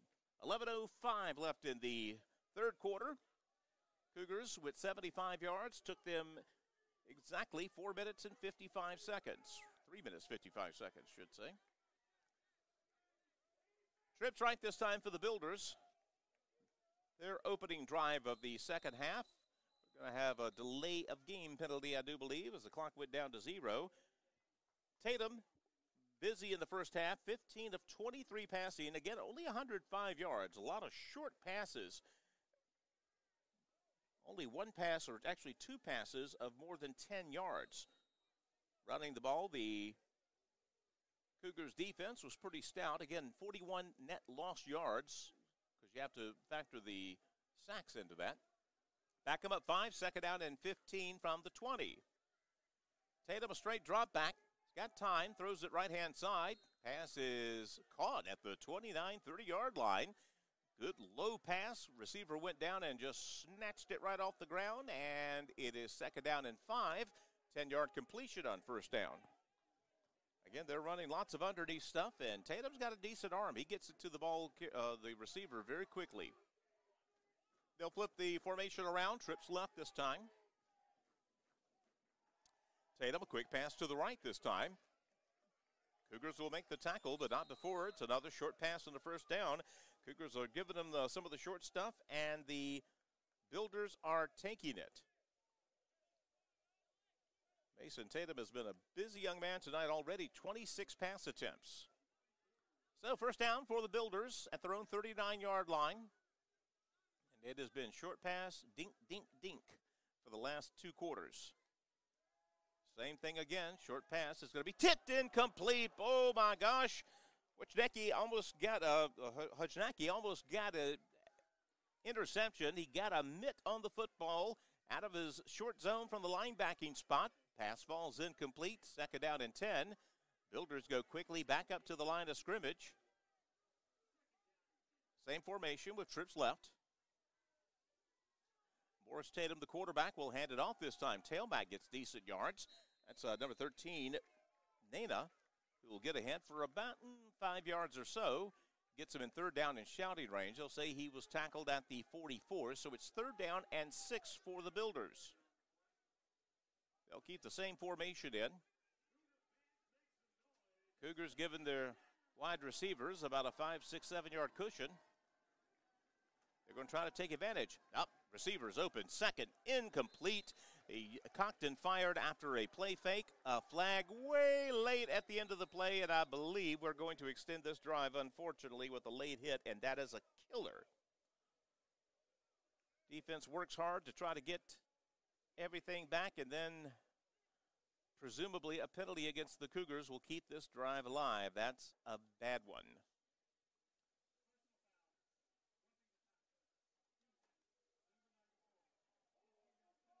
Javon Lofton, grad student, called for a late hit on the quarterback, roughing the passer, and that big 15-yard penalty will move the Builders down to the Averett 41-yard line. So instead of a punt, they've got it first and 10 in Averett territory. 14-3, the Cougars lead. Early third quarter action from Danville, Virginia. Mason Strange will hand it off to Bay in the backfield. Oh, I tell you what, the Cougars were all over him that time. Another, and been a little chippiness at the end of the play, and the officials are going to have to step in and just talk to both sides and say, look, we're going to start tossing people if we keep saying this chippy. I think that's kind of what the officials are talking about right now. A lot of extracurricular activity. Jalen Russell's had a heck of a night out of Richmond, Virginia. Officials are personal foul. And they are going to hit them up, the Builders, with a 15-yard penalty. Unnecessary roughness. So they're not just talking the game, they're moving them back downfield. So now the Builders will have a second down and long. Now the down marker says 1. They should be second down, but they're going to say first and 25. I thought the penalty occurred after the play. They're going to say it was during the play. So first and 25 now for the Builders. Now back on their side of the field, 45-yard line. Trips to the right. Mason Tatum sends them down. Back to pass. Little backside pressure. He's going to throw it incomplete as he tried to find Pinay on the backfield, or Nana rather. And the pass was short. He got a whole lot of backside pressure that time. He didn't have an awful lot of time to think. Chris Ingram was coming in like gangbusters. Tatum just kind of threw that one into the ground, incomplete, and it'll be second down and 25.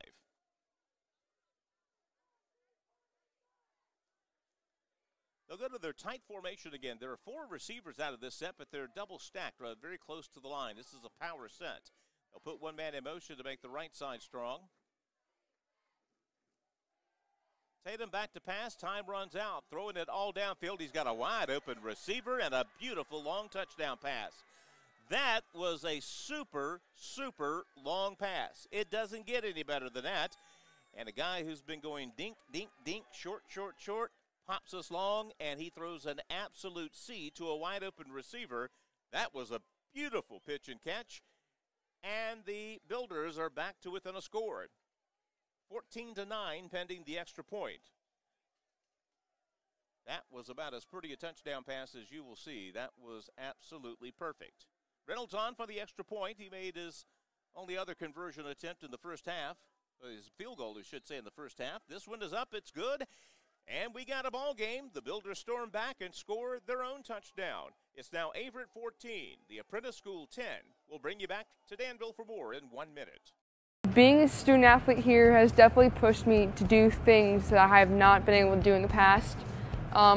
Because of my team, I have opened up more socially, and they have pushed me to be a better athlete and a better student, and I wouldn't be who I am today if it weren't for them.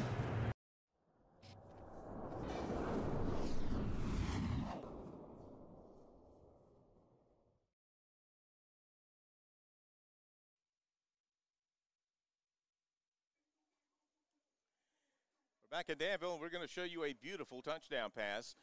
Mason Tatum has been throwing short all night. The one time he goes deep, he throws a seed to a wide open receiver.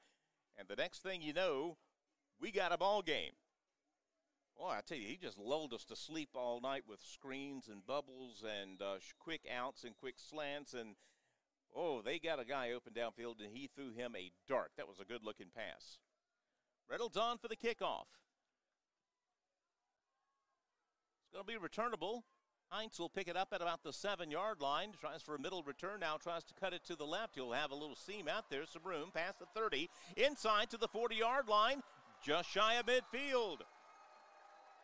Number 33, Nick Heitz, doing it again. The sophomore out of Reston, Virginia. Played at South Lakes High School with a very good kick return. And the Cougars will have excellent field position as they begin their second drive of the first half. Second half, we should say.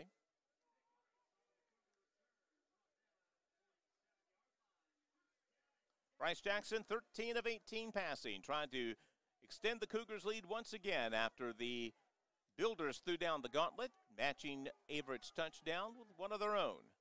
Two wideouts to the right for Jackson. Sean Watlington in the backfield.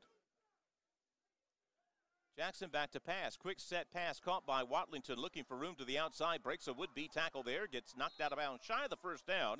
Looked like he was going to get a stop for a very short gain, but Sean danced around the tackler. Got on the Builder's side of the field and picks up about 8 yards on first down.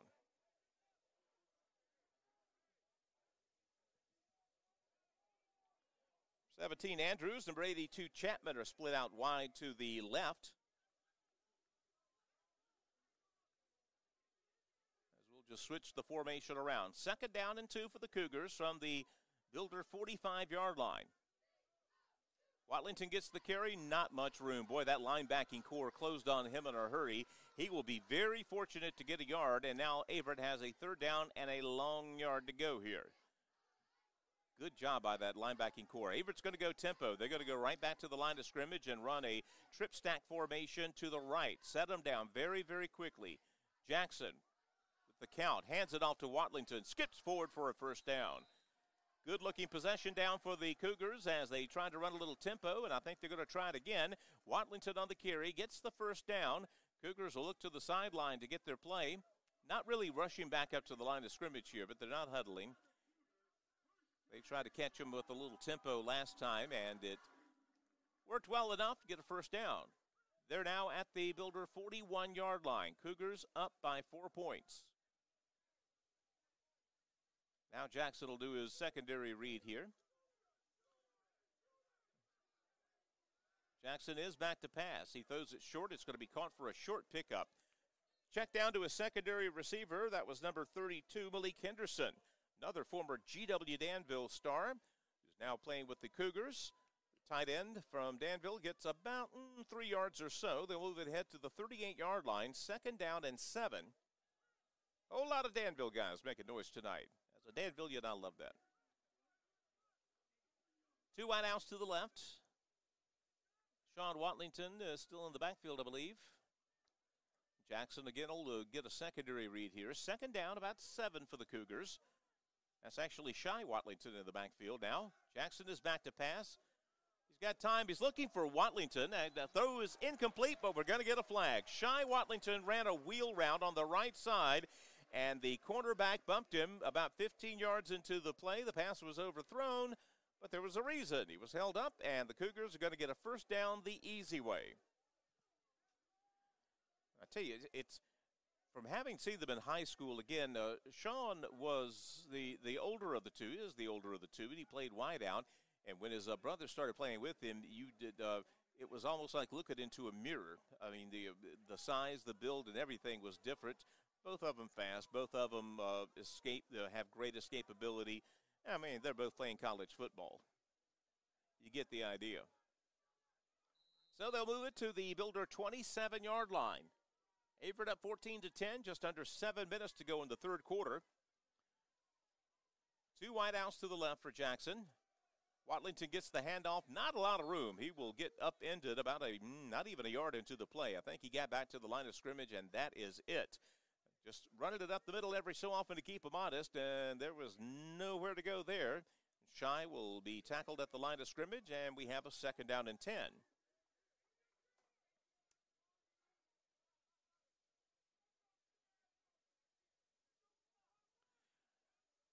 So we'll flip the formation around, fake it to Watlington in the backfield. Jackson pump fakes, now decides against it. It's got a wide open receiver left side into the end zone. It is caught for a touchdown! A diving catch on the far end of the end zone. A picture-perfect pass, and Marcus Chapman, the freshman, stretches out, gets a foot down, and the Cougars have extended the lead. We got a flag back at the line of scrimmage. Are you kidding me? if it's against Newport News, then but if it's against us. Oh, you got to be kidding me. We're taking that beautiful pitch and catch off the scoreboard. Penalty against the Cougars. Come on. Ay, ay, ay, ay, ay. Oh, well, it looked pretty. Won't count, but it looked pretty. And because the penalty happened behind the line of scrimmage, they're moving it back quite a bit here. Take the touchdown off the board, folks. Good job by Jackson to pump fake, and then for Chapman to work free and get downfield. That's a fantastic job by the freshman, Marcus Chapman. So it's 2nd down, about 20 now for the Cougars. Two wideouts to either side. Jackson does his secondary read. Another pass attempt, straight drop back. He's looking left-hand side. The ball is tipped and intercepted. Returned by the Builders. He's going to be dropped down by his home teammate at the 40-yard line. That pass was tipped, it looked like at the line of scrimmage, and it was a flying saucer out there, and the Builders have got the football, and they have got the momentum. 6:06 left in the third quarter, and the Cougars, rather than being up 21-10, now are trying to keep the Builders out of the end zone and from taking the lead. Fortunes can change in a hurry here on the football field.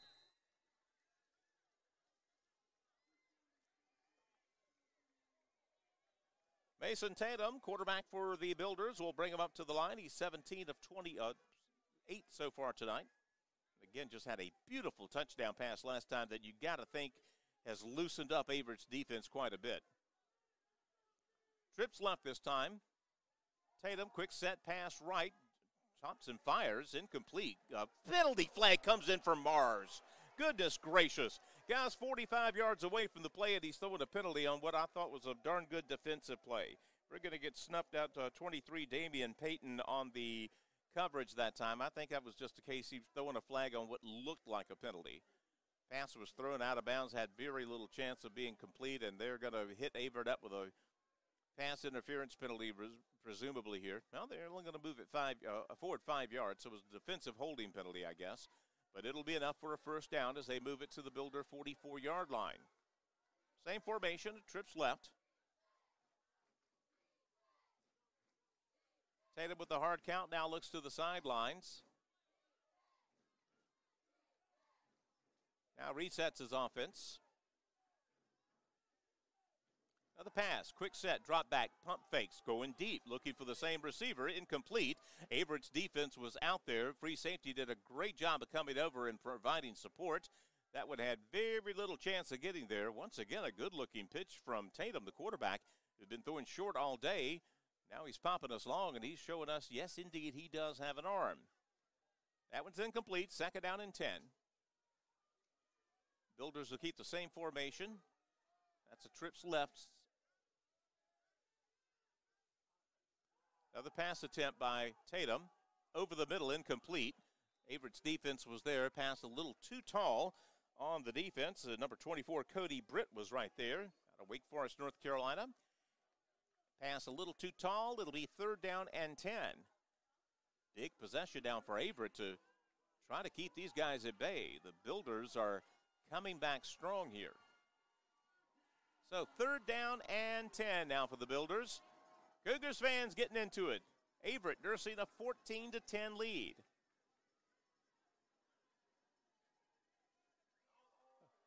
High snap, flags on the play. Tatum will recover the high snap, and that usually means we had some kind of movement beforehand. Now they're going to say play on. There was a flag that came in, and they're going to move the chains to 4th down. They are, so that's going to be a loss on the play. So the snap does count, and it's going to be a massive loss on a high snap. Now, I don't know what the flag was all about, but it sure enough flew here on the near side.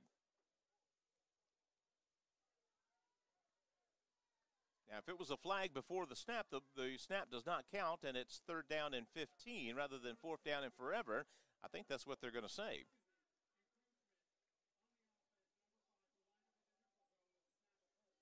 Illegal formation. So the play will count. So the play will not count. It was illegal formation. It'll be 3rd down and 15. That's kind of what I thought here. That's one of the Averett wishes they could decline the penalty, obviously, but anyway, 3rd down and 15 for the Builders. Line of scrimmage is their own 39. Averett goes with a 3-man front. Builders will put a man in motion. Tatum back to pass. He's got all kinds of time. 3-man rush will eventually flush him out of the pocket. Now Tatum's going to try to run for it, and he's going to be well short of the 1st down. Got what he could back to the 50-yard line, and presumably that'll set up a punt on what will be a 4th down and 4 for the Builders. Although, at midfield, you feeling your moxie? Let's see. Number 12 staying out there. They're going to go for it, folks. Big play here. The ball is at midfield. It is 4th down and 4. 5.5 minutes and counting in the 3rd quarter. And the Builders are going to go for it here at midfield. They got plenty of time. Play clock still showing 11 seconds as they try to get everybody lined up in the right spot. Mason Tatum sets them down. Big 4th down play here. Tatum back to pass. Looking short. Throws it. Incomplete. That's just some good defense out there on an island. Great job by Averett's defender number 6, Isaiah Sharper, who has made a couple of key stops on defense tonight. Isaiah Sharper is getting a gold star. The senior out of Charlotte, North Carolina, was right in his receiver's back pocket. Good job by the Cougars defense. Cougars have the ball now up 14-10. We'll bring Draylon Martin back into the game at the tailback spot. He's easy to spot. He has yellow shoes that you could see from the space shuttle. Bryce Jackson is still the quarterback. 2 wides to the left, 1 to the right for Jackson. Fake the handoff. Quick pass caught over the middle. 1st down yardage and more. Upfield. 1st down and then some for the Averett Cougars. Number 14, Kumar Price, I believe. I think it was 14 on the catch. No, number 19, I'm sorry. Eyes are failing me here. Number 19, Trey Johnson with the catch. His first catch of the night. And the Cougars get a big 1st down play now at the Builder 30-yard line. Trying out some new receivers now. Trey Johnson, a sophomore out of Panama City, Florida. 2 wides to either side this time. Backfield, nowhere to go. Boy, the Builders were all over that. We had 1 blocker to 3 potential tacklers. That's not a good ratio. They flooded the A-gaps on that time, and Martin did not have a chance there. He'll lose a couple of yards. It's 2nd down and 12. 4:13 left in the 3rd quarter. Averett's up by 4 points. Had a touchdown taken off the board on the last drive. A beautiful touchdown pass that was negated by a holding penalty. We'll tighten up the right side of the offense here. Sean Watlington back into the game as tailback. Bryce makes his preliminary calls, now calls out the play. He's back to pass, looking to his left. Trying to find a receiver on a fade pattern, lofts it up there, incomplete. Trying to find Andrews, and he was very well covered. Not any room whatsoever to make that one work. And the Cougars, after a promising initial pass on this drive. Now face a 3rd down and 12. Perhaps in 4-down territory, if you can get just a few yards here. You might be in a situation where you feel like you can get 5 or 6 to set up a 4th down, go-for-it attempt here, but we'll see what happens. From the Builder 32-yard line, it's 3rd down and 12 for Bryce Jackson and the Cougars. He's got 2 wides to the left, 1 to the right, an H-back to the right, and Watlington in the backfield. Back to pass is Jackson, looking, same pattern, fade, left-hand side, incomplete. That's good defense out there. There's not going to be a flag on that. He was right there in the receiver's back pocket, and Cougars might have to punt here. Yeah, I think we're going to try to punt and pin these guys down deep. The offense has just not quite been clicking tonight. Just a lot of drives that had some promise, and we just can't finish the job on offense. And it's shown, only 2 touchdowns tonight for Averett. We're going to try a field goal here. Cavitus, this would be a 49-yard field goal from the right hash mark. This would be a monster.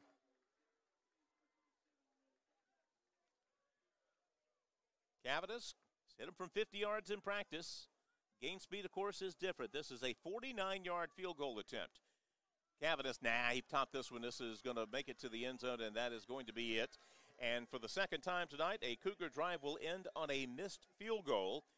And the Cougars offense has just been struggling tonight. Outside of a couple of plays by Sean Watlington, it's been spotty. A 1st down here, maybe 1 there, but just the inability to finish drives. And the Cougars, who had the ball in great field position on that drive, are leaving an awful lot of potential points on the scoreboard. Cougars still have the lead, 3.5 in the 3rd quarter. And it's a 14-10 Averett advantage. And here come the Builders, who have been putting it in the air pretty efficiently here ever since the 1st quarter was over. They'll open with a trips right formation on this drive. Averett linebackers, the middle guys, go in between the tackles. Hand off to Coffee, the tailback. He gets a good burst up the middle, and he's into our secondary. Free safety will make a tackle, but that little off-tackle play caught us off guard. And number 33, Maurice Coffee, will get easily the longest run of the night for the Apprentice School, and they've got a 1st down in Cougar territory at the Averett 44-yard line. Wow, just a little trap play, and we were not there.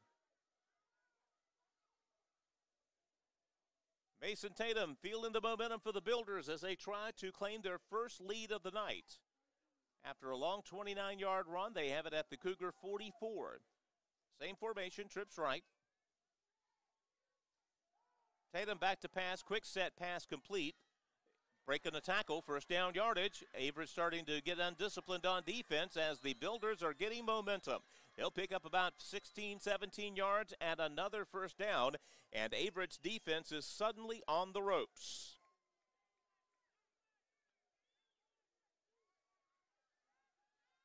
You can just see that extra pep in the step of the Builders right now. They'll flip the formation and run trips left. Mason Tatum, junior quarterback out of Ashburn, Virginia, sends him down. Coffey's in the backfield to his right.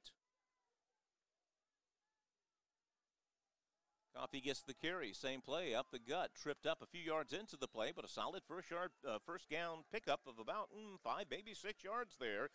And Big Mo is wearing a Builder's helmet right now. 6 yards on 1st down for Coffey. Late 3rd quarter action, Averett clinging to a 4-point lead here in Danville. They'll do a draw handoff to Coffey. He's got 1st down yardage and more, and our defense is on their heels right now. The Builders have found an awful lot that's been working for them since the 1st quarter, and they did not look like the team that showed up here and went 3 and out on their first 3 possessions. I'll move it inside to about the 13-yard line. The Builders are putting a very impressive answer drive after Cougars had to turn it over on downs. Trips left. Cougars threaten a blitz. Coffey gets another handoff. He gets popped right at the line. Ochnecki will get him right there. Number 10, Ochnecki, 6'2", 212 senior out of Terrell, North Carolina. About 3 yards, though, as the offensive line is getting a push. And we're seeing a little power football, really, for the first time tonight from the Builders. Just inside the 10-yard line, second down, about 6 to go. Long count. Tatum will now look to the sidelines.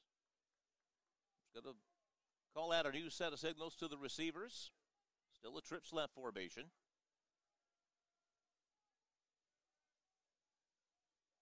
Puts Coffee in motion to his left. Coffee's going to get another carry. No, a quick pitch, catch, left-hand side to the 5-yard line. Just shy of the first down, but it's going to be a third down and very short on the quick screen to the outside. And the Builders are knocking on the door. 14-10, Averett leads for now. Third down and long, a long yard from about the 4-yard line. That's going to be the last play of the third quarter. We will start off the fourth quarter with plenty of drama. Cougars trying desperately to keep the Builders out of the end zone. We'll bring you back for the fourth and final quarter in 1 minute.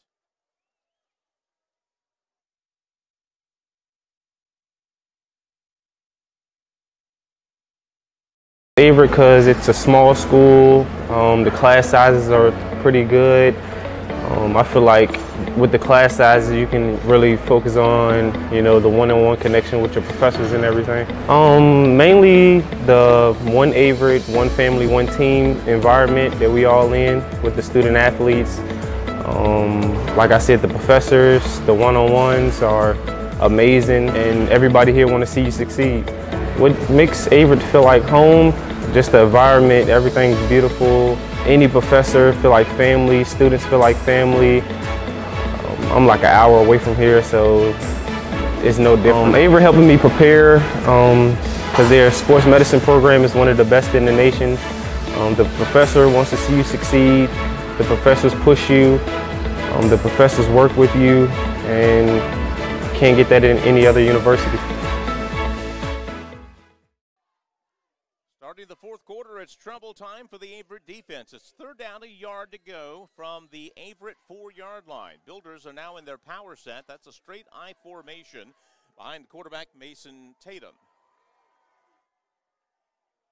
They bring a fullback into the set. Oh, fumble snap. Tatum will pick it up, and he will get forward for a first down.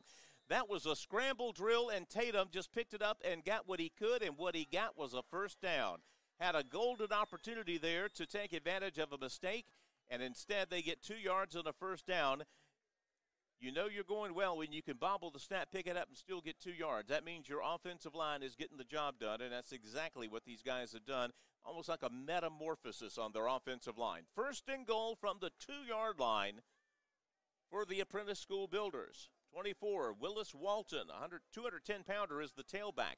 Good old-fashioned I formation, 3 tight ends and 2 backs. Handed off to the fullback, who's not listed on the roster. He's not going to he'll get maybe to the 1-yard line or so, and that's going to be about it.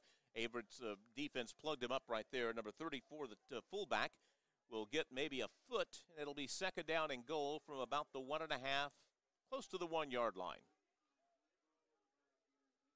Averett up by 4 for the time being. The Builders set him down. Second and goal from the 1. Tight I formation. Good old-fashioned power football here. Tatum looks back to the bench to see if they want to try anything different than what they called. Taking a lot of time, but they still got a lot of time on the play clock. 18 seconds left. Tatum puts the man in motion. They'll hand it off to the tailback, Walton. He'll dive towards the end zone and get in. Touchdown. Good old-fashioned power football to close out the drive, and the Builders have gotten their first lead of the night, 16-14, pending the conversion. And the Averett Cougars defense has got to feel gassed. For the first time in this game, they were dominated physically on that the last 2 drives. So Reynolds will come on for the extra point. That's actually Morgan, Jeremiah Morgan, number 49. He's made other conversion tonight. Snap, the hold, the kick, it's up, it's good. And just like that, we've got a new leader. The Builders inch out in front of the Cougars 17-14. Big answer drive coming up for the Cougars when we bring you back to Danville in 1 minute. Masterminds. We're going to get this forever. You know, whenever we link up, they think this come from outer space or something. Let's get this money. First stack for the hills, I'm up in the beat. Car seat still smelling like 10 keys. Tell a plug that I'm looking for an increase. Wingstop, fat boy, do the 10 piece. Say it to the name in the car star. Switching lane to lane like Walmart. Sipping Bordeaux, watching Bordeaux. Has the lights flashing on the Bordeaux. Church.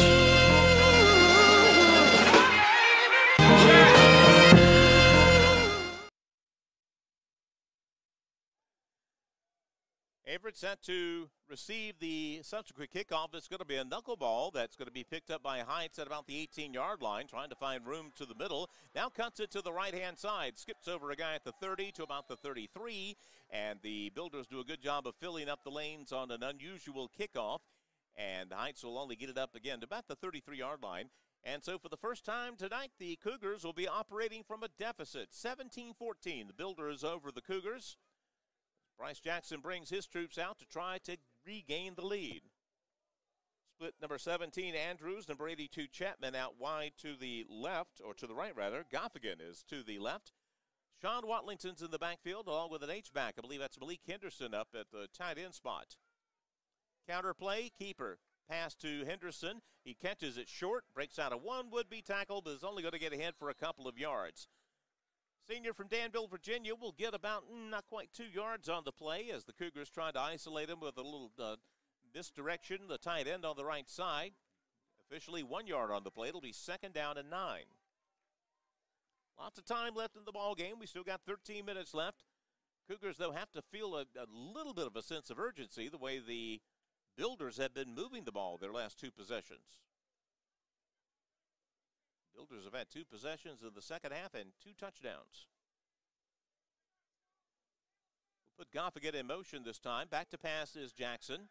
Gets good block from the running back. Now he's running for his life. He throws it short, incomplete. That pass was intended for Goffigan, and Jackson was running for his life after the first intended receiver could not get open. And now all of a sudden we are looking at a 3rd down and 9, and this Averett offense is really struggling after their opening drive of the second half where they took it 75 yards. Their last 2 possessions have not been up to snuff. We'll start off with the trips to the left this time. 3rd down and 9 for the Cougars. Big play time here. Going to have a lot of big plays from here on out, I suspect. Jackson makes his initial read, now calls a new set of signals. Back to pass. Got time. He's going to throw it left-hand side. Incomplete. Goffigan trying to go up and catch it.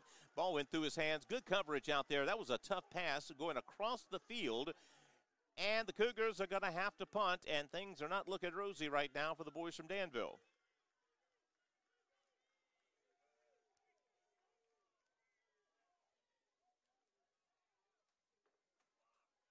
So the Cougars only have 1 first down since their touchdown drive to open the second half here. And in the meantime, the Builders have come alive on offense. Mason Smith on to punt the ball away for the Cougars. Gets a good snap. Good punt. Got some hang time. Returner will drift back to his own 20. He'll call a fair catch right there. And the Builders will have the ball deep in their own territory. And we've got some extracurricular activity after the play. Flags go a-flying as there's a block that was still being stuck about a full 5 seconds after the fair catch was made. And I don't know if this is going to be the offsetting variety or what, but it sounds like you get the feeling that some guys on both sides are beginning to lose their cool just a little bit here. This has been a frustrating second half for the Cougars. After scoring a touchdown and extending their lead to 14-3, they have given up 2 consecutive touchdowns to the Builders out of the Apprentice School. We'll see what the official has to say.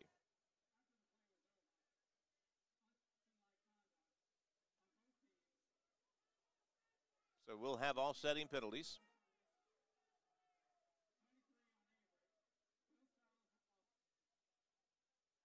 Penalties all set, and we will have it first down at the Builder 22-yard line. So we'll say no harm, no foul. Officially recorded as 15 penalty yards against both teams. But there will be some laps run on Monday, I feel sure. So the Builders, who have been building up a lot of momentum on offense, 2 touchdowns on their last 2 possessions after at times seeing almost offensively non-existent in the first half. We'll see if they keep up with their short passing game, although the last couple of drives, last drive in particular, they started running the football and they were very, very effective. Coffey was their most effective rusher. And we'll see what they have to do here. 18 of 29 passing so far tonight for Tatum. First down. Set him down, hand it off to Coffey in the backfield. He gets good yardage up the gut as they are hitting us with a trap play. That time number 13 actually on the carry, Benny Nina. And he's going to get about 7 yards on first down. And you get 7 yards on first down, that playbook is awfully thick. You can do an awful lot of things. They were going to line up trips to the short side. Now they're going to put the trips to the wide side of the field. Basically just flip-flopping their receivers here. Mason Tatum, the junior quarterback, sent some down. And for the first time, the Builders are operating from the lead. Up 17-14. Another handoff to the tailback. Short pickup for Nina. He's going to get ahead for a couple of yards. Again, that's number 13, Benny Nina. He's only going to get about a yard or so. Jalen Russell did a good job from his defensive end position, crashing down. It's going to be third down, about a yard, maybe not quite a yard to go here. And the Builders seem to be very, very content to just pound and ground now that they have the lead. And they have proven, unlike in the first half, that they can run the football. Nina will switch in the backfield. He'll get another carry. He'll keep it. He'll get a first down. Didn't need much. He gets it out to about the 34-yard line. And the Builders move the chains again. Still plenty of time in the football game. You're not really clock watching yet. It's 11 minutes left to go. But the way the Builders have been rolling on offense here since the start of the second half, you get the sense from Averett that they got to shut this drive down very, very quickly.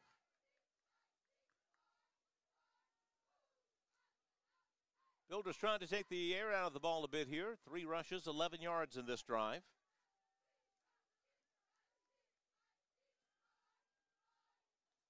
Tatum will switch Nina in the backfield again and hand it off to him again.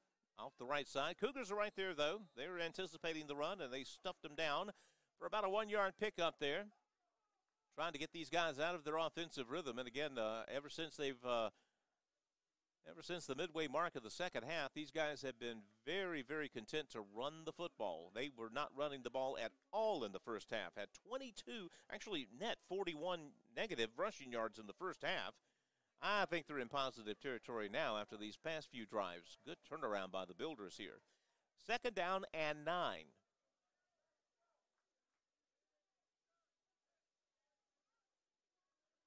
Trips right for the Builders. That's the wide side of the field.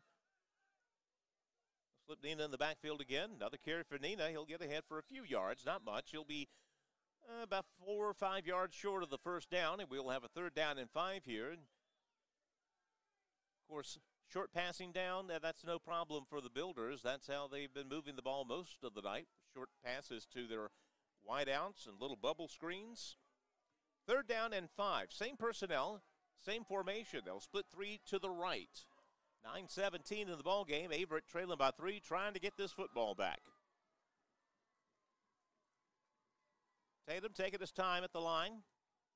Gets the snap, back to pass. He's got time. Now flushed out of the pocket, now looking to run the football. He's going to turn the corner and get the first down. We just broke contain out there, and Tatum took advantage of what the defense gave him. What they gave him was a lot of room on the right side in the first down, and this drive is starting to feel like Chinese water torture. They'll move it to Averett's side of the field at the Cougar 45. Cougars make some personnel changes on defense, and now you kind of expect them to go back to their ground and pound. Benny Nina, the freshman tailback, is back in there. And They're going to pull a switcheroo with the wide receivers again and put the trips out on the wide side, which is the left side now. The ball's on the right hash mark. 8:31 and counting. 1st and 10 for the Builders from the Cougar 45-yard line. Draw play to Nina. He gets 2 good blocks, and he's got yardage up the middle. 1st down and more. They just popped us with a draw that time, and Averett is doing an awful lot of arm tackling right now, and the Builders are just ramming it down the defense's throat. 8:11 in the ball game, and another 1st down for the Builders. Oh, okay, they're going to actually spot him at the 33-yard line. Still 1st down. They were spotting him closer to the 30, but they'll say it's at the Cougar 33. And a fresh set of downs for the Builders. Again, they are very much taking their time now. Not in any hurry. More than content to see that clock melt away, which is precisely what it's doing. Put Nina in the backfield to the left of the quarterback this time. Fake the handoff. Throw it to the left-hand side. Catch is made. Solid pickup on 1st down as they are now using play-action fakes to their advantage. Number 80, Brad Jenkins, catches the quick out. Gets about 4 yards or so. It'll be 2nd down and 6 for the Builders, now operating from the Cougar 29-yard line. Cougars did a good job of recovering on defense to make sure the receiver didn't even take it further upfield.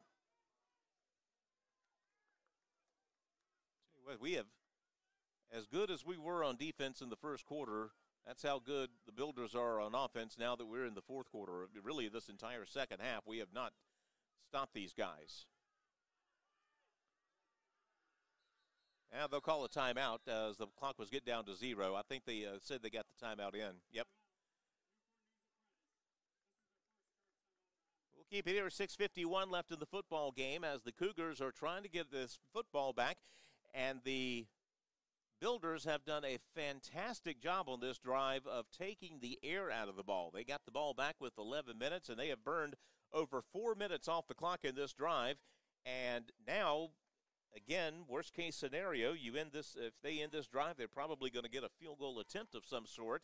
That's the worst case scenario. Of course, really worst case would be a turnover. But Averett's defense, I'm guessing right now, in addition to being, again, just gassed, they are just got to be scratching their head. Where was this team in the 1st quarter? Averett's defense came out and forced 3 consecutive 3-and-outs for the Builders, and not just 3-and-outs, but they had them punting on 4th and 20, 4th and 24. We had a lot of that on the first 3 drives. You saw the Builders start to get momentum in the 2nd quarter with a lot of short passes.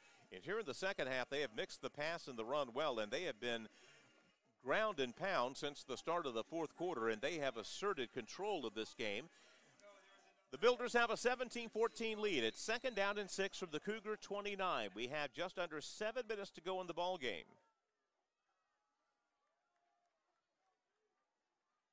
Still a spread formation with trips to the right. Nina's in the backfield. Coffee actually into the secondary, gets a couple of yards. Oh, we're arm tackling and almost messed it up. He'll get about 3 yards or so. And now a great big old 3rd down and 4 play is coming up for the Averett defense. Coffee will stay in the game at tailback. He's the bigger of their backs. He's a hoss, 250 pounds. 3rd down and 4. Mason Tatum is looking over the defense. Coffee is having a now line up to the quarterback's right. Fake the handoff. They're going to throw it outside. The Cougars defense is there. No gain on the play. Good job by the Cougars defense to read the little mini screen on the far side. And it is 4th down and 4 now for the Builders. Sort of decision time. This is not an easy field goal. It would be a 44-yarder. But they're going to bring their kicking unit on. That's number 49, Jeremiah Morgan, junior from Portsmouth, 6'1", 160 pounds. And this would be a 44-yard field goal from the right hash mark. It would give the Builders a 7-point lead. 16, Jarrett Jystad is the holder. He's the backup quarterback. Up, ball is down, kick is on its way. Looked like it was bobbled a bit. It rolls towards the uprights. It is no good. They look like they bobbled the snap just a little bit, or bobbled the snap from the long snapper. There is a flag on the play, so I guess we have to say hold everything. If they're going to say run it into the kicker against the Cougars, then we have just given them a massive gift. Yep. A critical penalty against the Cougars. Instead of having the ball back down 3 with 5 minutes to go, it is still Builder football. That was a killer penalty. An absolute killer. Move it to the 22-yard line.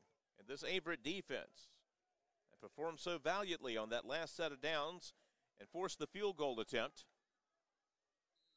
will now have to do it all over again. Absolute killer. Mason Tatum brings him back to the line of scrimmage. Coffey, I believe, still in the backfield. They'll line up the trips on the short side of the field this time. Fake the handoff, looking, fade pattern, left-hand side, throwing it towards the end zone, incomplete. Good job again out there on the defense, but number 6, Isaiah Sharper. They have isolated him several times tonight, and Sharper has come through more often than not. That was a big play by a cornerback who was operating all by his lonesome way back in the end zone. Sharper breaks it up, and it'll be 2nd down and 10. So maybe you, as a defense, you get them out of their momentum, out of their comfort zone, but the Builders have just been stout on offense here, bloody efficient in the second half. Tatum gets the call from the sidelines. Now we'll run it upfield. We're going to go to the power formation. With an eye, they'll put a tailback in motion. He's back to pass. Is Tatum. Ball is free, and the Cougars, no, he got it back.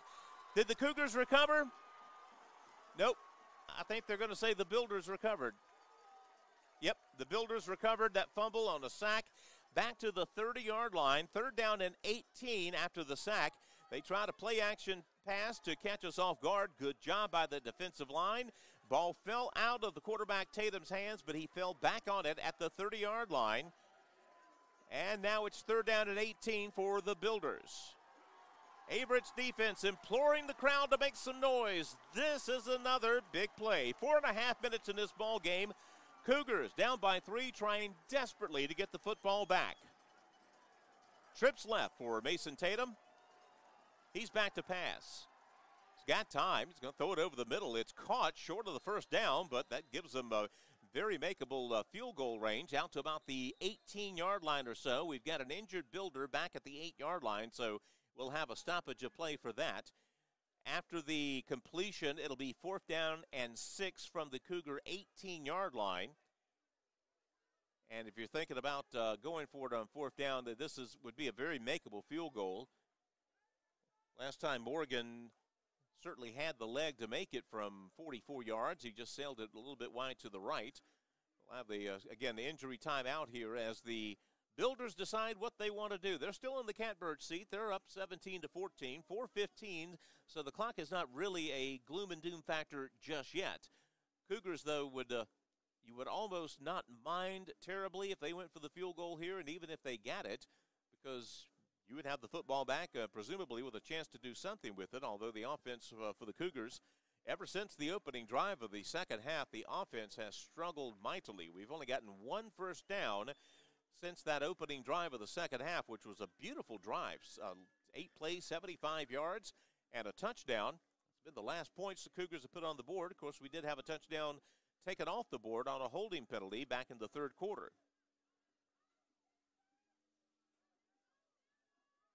Not sure what the Builders are doing there. The coach called him back to the sidelines. They got their place kicker out there. That's number 49.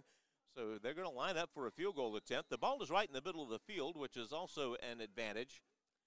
Of course, the clock that was an injury timeout, so the clock is rolling now. We'll be under 4 minutes when he attempts this field goal. It will be a 35-yarder, and it will be right smack in the middle of the field. Most any college kicker will make 9 out of 10 of these. See if the Cougars can get a push up front. There's a snap. Kick is on its way. Got the distance. It's up and it's good. And we've got a 7-point ball game. Cougars Managed to hold them to a field goal that time. But we have 3 minutes, 47 seconds left to tie this ball game. We'll bring you back for the Averett answer in 1 minute. Being a student athlete here has definitely pushed me to do things that I have not been able to do in the past. Because of my team, I have opened up more socially, and they have pushed me to be a better athlete and a better student. And I wouldn't be who I am today if it weren't for them.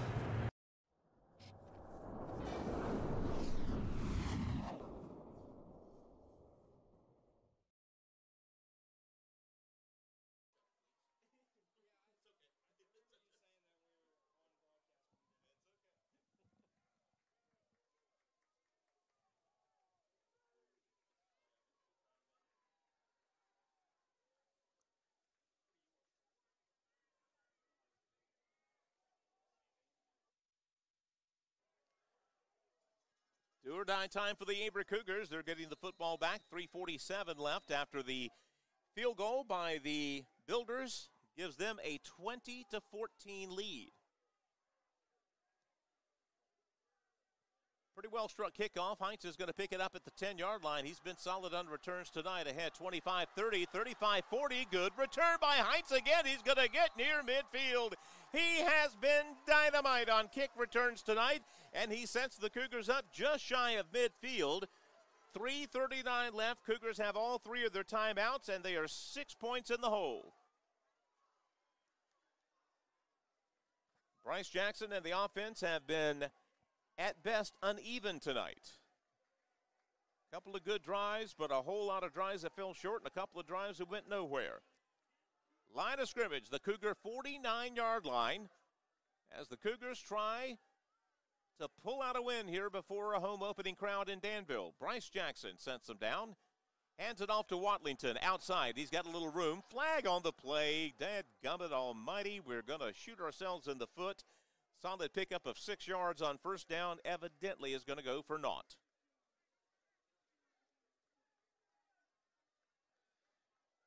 And indeed, it is a hold against the home team, so whatever momentum the Cougars might have had after the good kick return is negated by a big fat 10-yard penalty. Coach Henry does not like it. He is chatting with the side judge, who nods his head curtly and says, okay, we're still playing. First down and 20 now for the Cougars, back at their own 39. Good news is it is still first down. 2 wideouts to the left, 1 to the right. Sean Watlington, the tailback. Jackson fakes the handoff. He's in trouble. He's going to sling it over the middle of the field, incomplete, trying to find Andrews. Again, that was going to be a tough completion to make anyway because quarterback Jackson was under duress and Andrews was very well covered. Second down and 20 for the Cougars.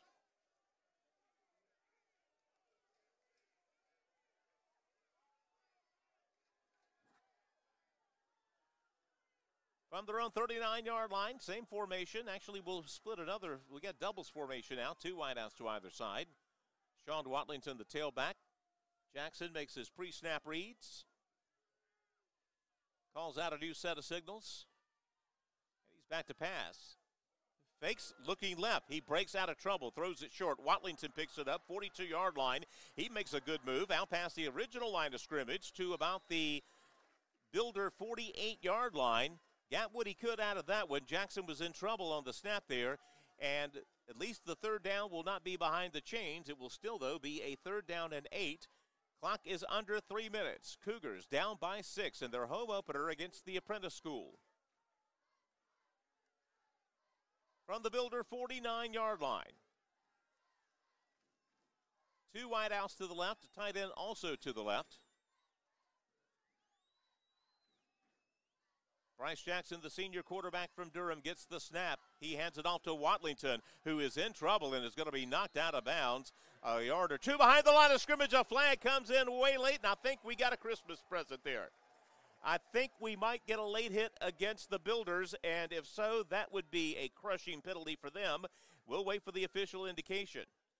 Watlington did get hit when it looked like he might have stepped out of bounds.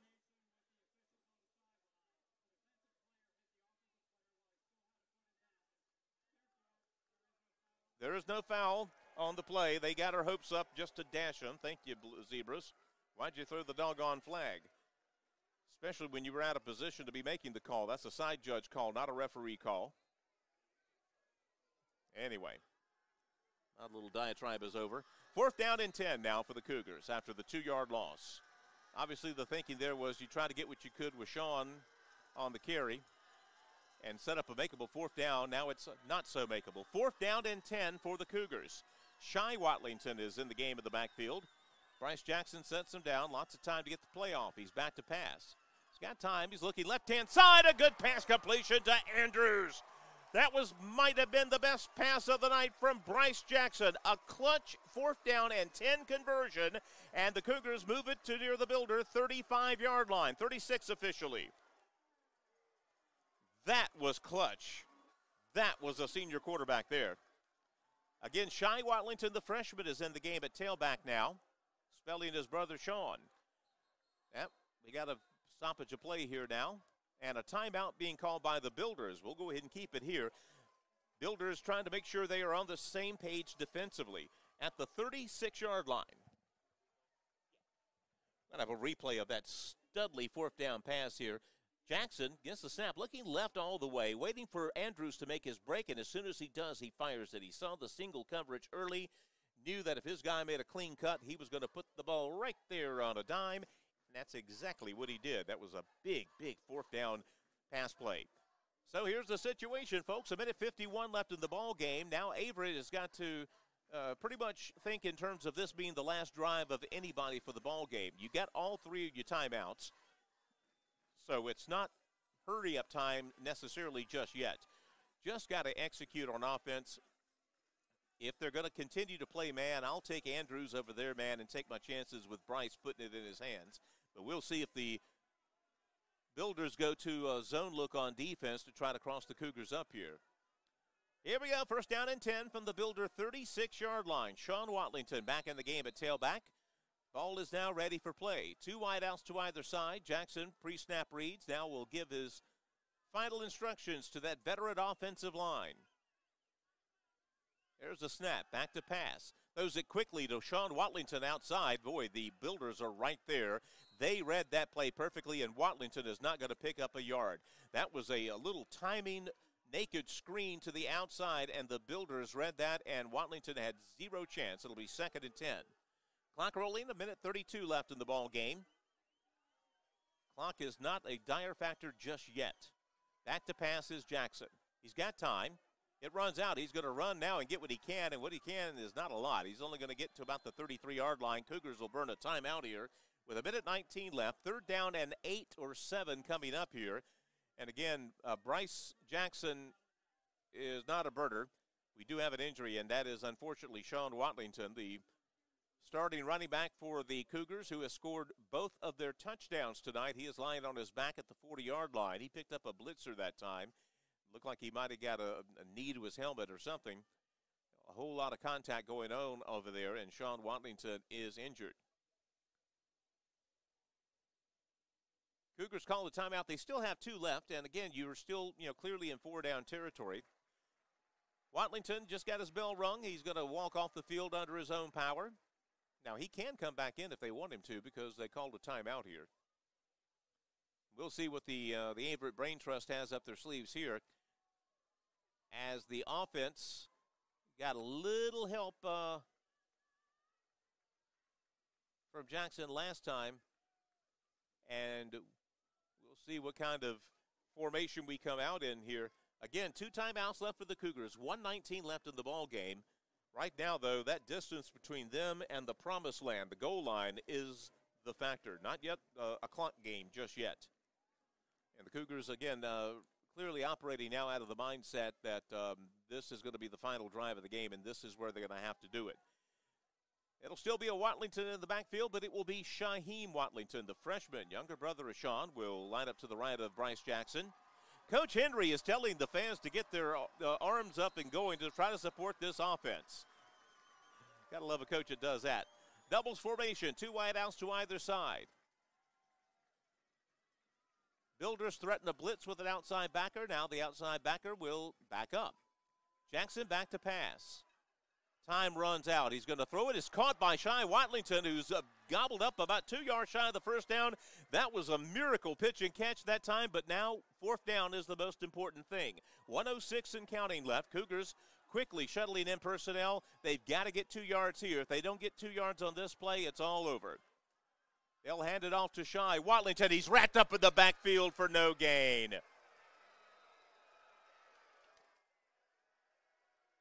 He didn't have a chance on that one. As soon as he had the ball handed off to him, there were 2 tacklers just awaiting for him.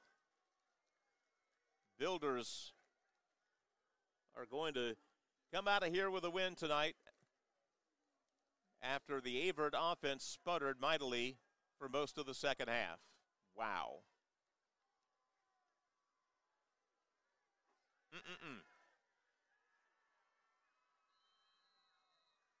So the Apprentice School won 2 games last year. They will start off their 2022 season 1-0. Tough defeat for the Cougars tonight, and they just got to feel like they let one slip away. They had a 14-3 lead midway through the third quarter. And then the Builders started moving the ball, and the Cougars stopped moving it.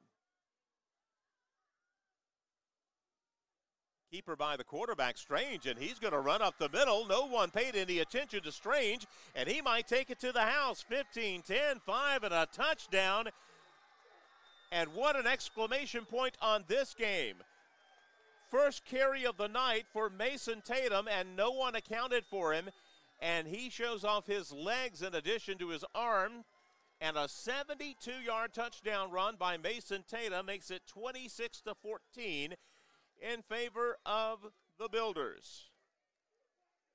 Very humbling season opening loss tonight for the Cougars. Started off so promising, looked like they might have had it pretty well in hand with a 14-3 lead early in the midway through the third quarter, but since then it has been all Apprentice School. Visitors having fun on the far sidelines, and why not? Boot this one up and good, and we're going to go ahead and keep it here since we'll only have one more break left in the ball game. 27-14, the Newport News Apprentice School Builders have iced a season-opening victory against the Averett Cougars, stunning this home crowd in Danville. The thing is, now that you're in the ODAC, it ain't going to get any easier. The Cougars will travel next week to Christopher Newport to take on the Captains out in Tidewater, Virginia. And, of course, after that, a whole bunch of ODAC schools do have one more. Next home game will be against Brevard. But the Cougars have got to find something to streamline the offense. The offense was sputtering tonight, particularly after the first drive of the second half. The offense just could not get a consistent drive going, and we were very, very, very bad on third and fourth downs tonight. Jeremiah Morgan will kick it off for the Builders, up 27-14, only 42 seconds left in the ball game. Some of the faithful here in Danville getting an early head out to the exits here. Unfortunate loss. Only thing wrong about today is the final score of this game. Beautiful day for football. Just glad we're playing football again. They'll do a regular high kickoff. Heinz will pick this up at about the 13-yard line. Will run against his body. Now ahead past the 30-yard line. Another good return for Heinz to the 40-yard line. Cuts it inside. Breaks 2 tackles. Breaks 3 tackles. Heinz still on his feet and will give us a little excitement down to the 37-yard line of the Builders. It's going to be mostly cosmetic, obviously, at that point. But that was, we got a flag back here at the 29. Of course we do. It almost feels like it's an illegal good play against the Cougars. You get a good play, you look back, there's going to be a flag on it. Goodness gracious. I think we got somebody cramping up here, which is a very common malady here in the early September. Warm, humid day here in Danville is giving way to a warm, humid evening.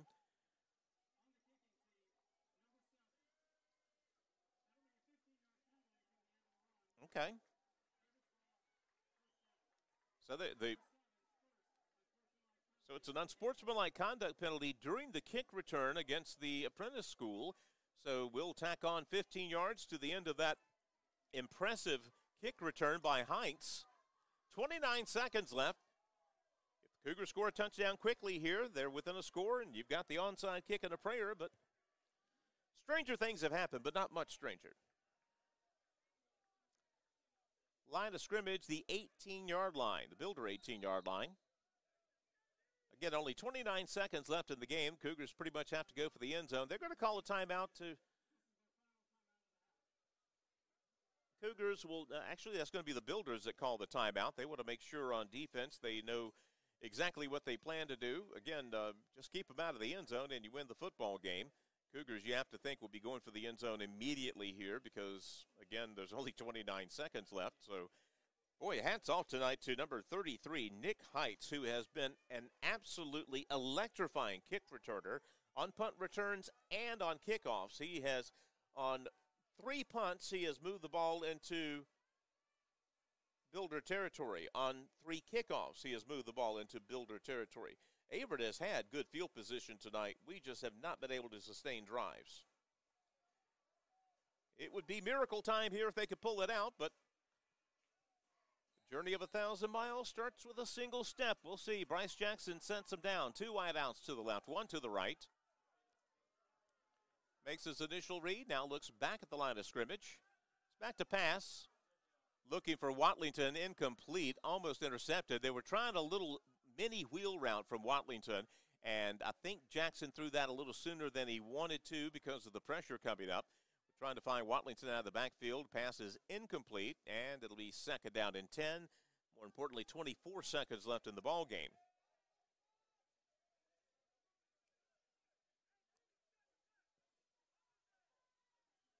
Watlington will move to Jackson's left. Bryce looks over the defense, back to pass. Throws it towards the end zone. Pass is tipped incomplete. Trying to find number 18, Clayton Shue, the tight end. Of course, the captains are just kind of sitting back now, making sure the play stays in front of them. Incomplete pass, 20 seconds left in the ball game, so the Cougars will get 2 more cracks at the end zone here. Of course, again, even if they get a touchdown, they're still a touchdown down. Same formation. Sean Watlington still in the backfield.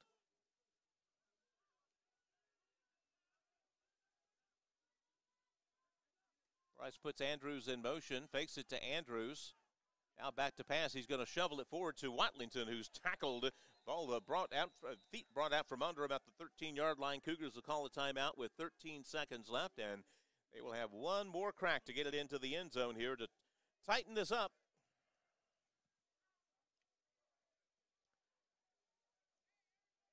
But the odds are getting longer and longer. It was a little shovel pass to Sean Watlington, again, who has scored the Cougars 2 touchdowns tonight. Cougars had 1 taken off the board midway through the third quarter. And the Builders are only interested in one thing, burning out these final 13 seconds and traveling back home with a W under their belts. Again, the team finished 2-7 last year. Their only 2 wins, one was to Brevard in overtime. That was their season opener last year. Their only other win was a forfeit win over Guilford College. So on the field, they won only 1 game last year. This does not have the look of a team that's going to win only 1 game this year. They really, I think, they found themselves offensively, at least in the second quarter, and they have found an offensive identity. Short passes, setting up power runs, and they were pretty darn stout here in the second half of this football game. 4th down and 6 for the Cougars. Again, only 13 seconds in the ball game. They're down by 2 touchdowns. Make the handoff, throw it into the end zone. It's going to be tipped, incomplete, intercepted. Builders will get a return out of this, and we'll get it ahead past the 20-yard line. Averett trying to chase him down to make sure we end this game, and that will be the case. 0s on the clock, and the Newport News Apprentice School Builders have come into Danville and have knocked off the homestanding Cougars. Cougars get 2 touchdowns from Sean Watlington, but struggle in the second half after their opening drive and fall to the Builders. Final score 20-14. Next week, the Cougars will hit the road to take on the captains of Christopher Newport. Our next broadcast here on the Averett Sports Network will be 2 weeks from tonight, September 17th, when we welcome Brevard to Danville. Well, the whole crew up here in the press box, I'm Chuck Vipperman. Have a great rest of the weekend.